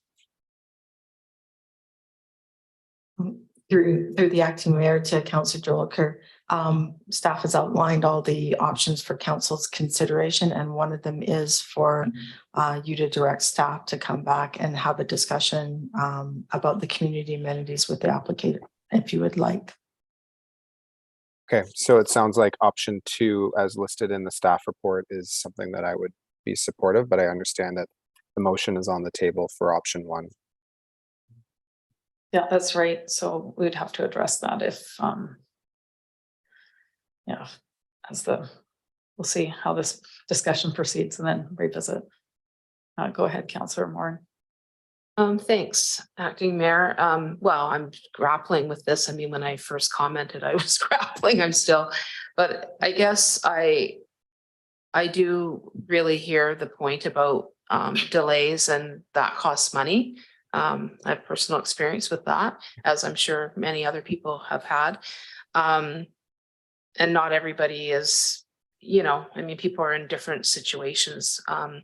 So I guess I'm wondering if staff could just comment on, not to question the comments, but this process of the change in the OCP, did it create sort of a longer than usual delay in this process? I'm just wondering, you know, I would like to take into account the, you know, those circumstances as when I'm considering the vote on this. Thanks. Thank you, through the acting mayor. So this has been a challenging file. There's a number of mitigating factors. We've had significant changes in staff over time. The application started without the benefit of a professional engineering firm shepherding it through that process. Doing subdivision is a very, very complicated matter. Rezoning and subdivision ultimately to building, it's not simple. So there was some times there. We also, at a staff level, we've been listening to council's concerns and around the table around the deliverables of development as per the approvals. We've experienced significant challenges between rezoning, development permitting, building permitting, and corresponding subdivision, which also leads to delays, which also cost money. They multiple reiterations of drawings, et cetera, which are very expensive to produce. So those factors, when combined with a brand new official community plan coming into place, made it a bit of a challenge. We acknowledge that the processes are evolving. We have a series of consulting engineering firms and development advisors that work really closely with our staff. They're great sources of information on the different standards we have. And so I can advise, I mean, I signed this report. It doesn't reflect the affordable housing contribution that other developers have done who are in a similar situation. However, we have listened to council. We've listened to the challenges that the proposal has gone through, but adding the requirement to have subdivision in place prior to adoption of the bylaw is, we think is a guardrail in terms of delivering on what we want. Everybody is struggling with affordable housing questions. The neighborhood itself is also the introduction of density. There were some issues that were raised in the initial engagement. So we have a series of files where Mr. Roycroft, who occupied the seat in an interim basis prior to Ms. Wade joining us, has advised that on council, and we've had to kind of work our way through a series of files that reflect amenities, different standards that in the new community plan relative to things like setbacks and heights and density. And so we brought this forward with the staff recommendation and support because we feel that it's been balanced, and we've worked with the applicant in that regard. However, all zoning decisions are discretionary. Council is the ultimate arbiter. Council has been very clear around amenity contributions for a number of files. So we recognize that.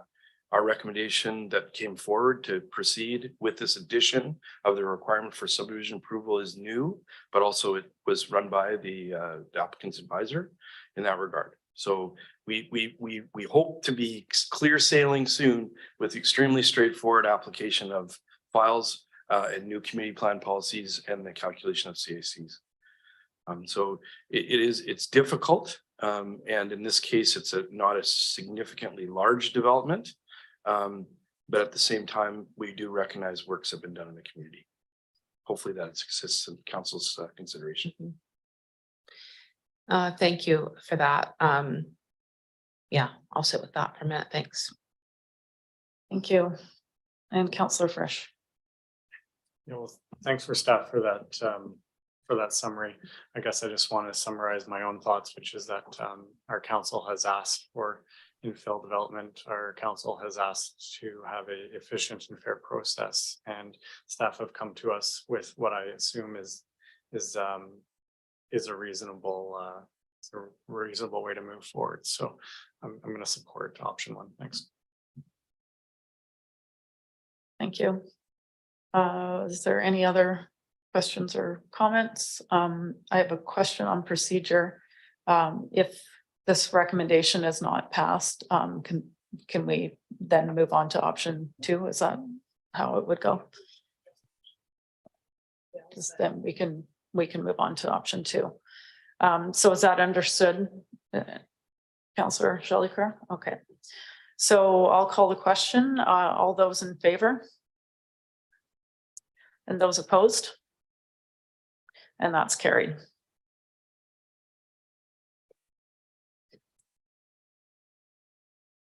Moving on to zoning amendment bylaw number 3095, 4655 A Madrona Place. Pass this to staff. Thank you, Acting Mayor. I'll make this really quick, given the time we're at. This is a fairly straightforward application. This is a site-specific zoning use for daycare. This is a good example of where our zoning is not in compliance with our OCP land use designations. And this is definitely an area in a neighborhood area where we're going to be promoting community services, which is daycare. Staff are therefore recommending to move forward with first and second reading. This is in line with the OCP, so not holding a public hearing and issuing notice. And I'm happy to answer any questions you may have. Yeah, thank you. Well, always great to see an application for a daycare coming through. We're so desperately in need of more childcare spaces. So pleased to see this. It's unfortunate that it does require a zoning amendment in order to get there, but it's good to see a new one coming online. Councillor Frisch. Yeah, thanks, Acting Mayor. I definitely agree. It's good to see more daycare. And so with that, I'll move the council give first and second reading to zoning amendment bylaw number 3095 to amend zoning bylaw number 2500/2007, part 24, industrial zone I2, section 8241, permitted uses to add daycare use in unit A of strata lot 5, district lot 236, Comox District Strata Plan VIS 5235, and that council not hold a public hearing as per section 464 sub 2 sub B of the Local Government Act as the proposed zoning is consistent with the official community plan, and that a public notice be provided in accordance with section 467 of the Local Government Act. Thank you for that. Any questions or comments on the recommendation? Councillor Hurlian. Thanks. I'm just recalling that when the land across the street was applying to be rezoned for development, there were a lot of issues regarding traffic studies and parking in relation to the dance studio and such. And so I don't know whether we've had any public engagement in relation to this particular project and concerns about whether there's a capacity issue with regards to traffic in that area that staff might wish to comment on.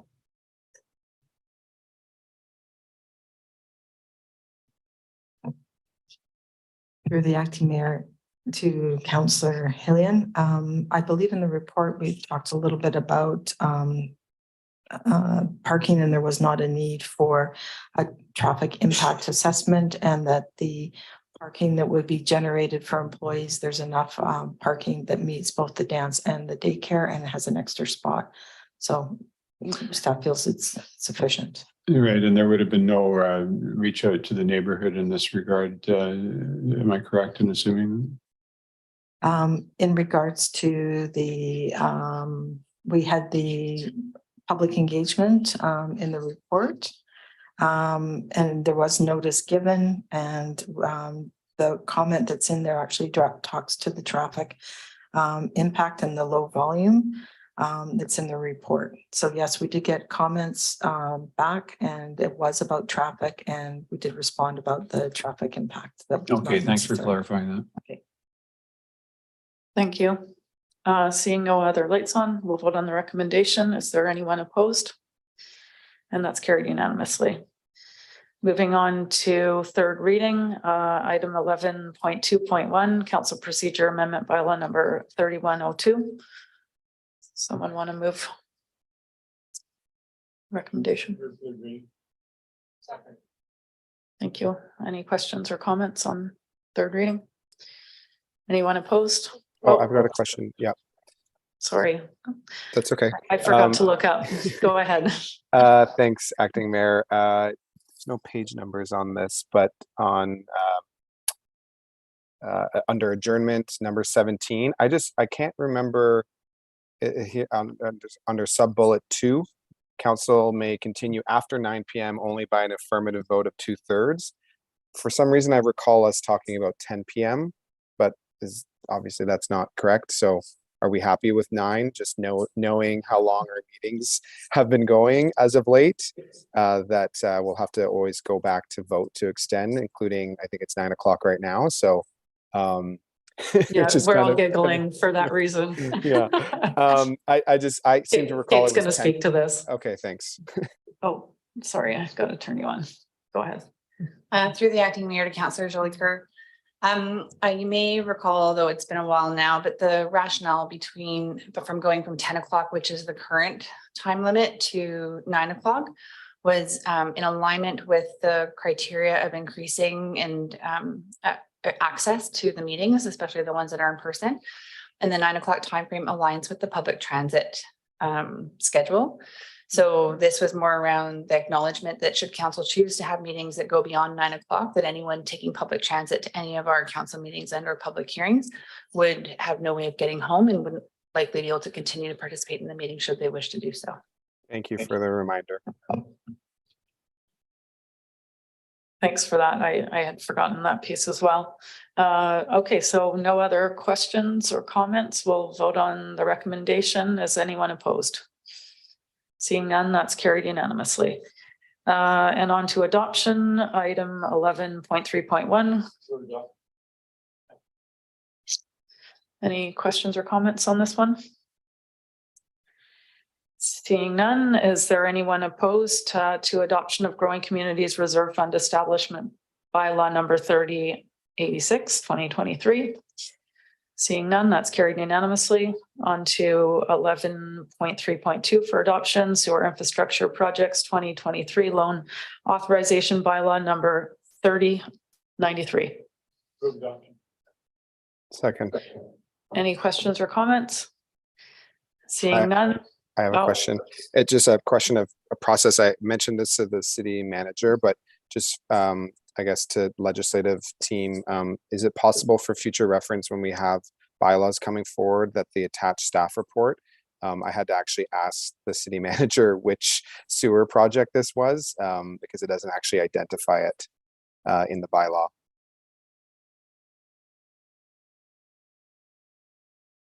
Okay. Our CAO is going to speak. Thanks. Thank you for the question, Councillor Jolicoeur. One of the aspects of eScribe that our colleague Ms. Proton talked about was that we may be able to attach other information that's not really part of the agenda in eScribe, but as for information and support of council's deliberations. So really appreciate that, and we'll look to implement that. Thanks for that comment and thanks for the question, Councillor Jolicoeur. Okay, I think we're just, oh, well, we didn't vote on the adoption yet. It wasn't just me this time. All right, is there anyone opposed? Seeing none, that's carried. All right, now it's your turn. Anyone opposed? And we're done. Thanks, friends. See you later.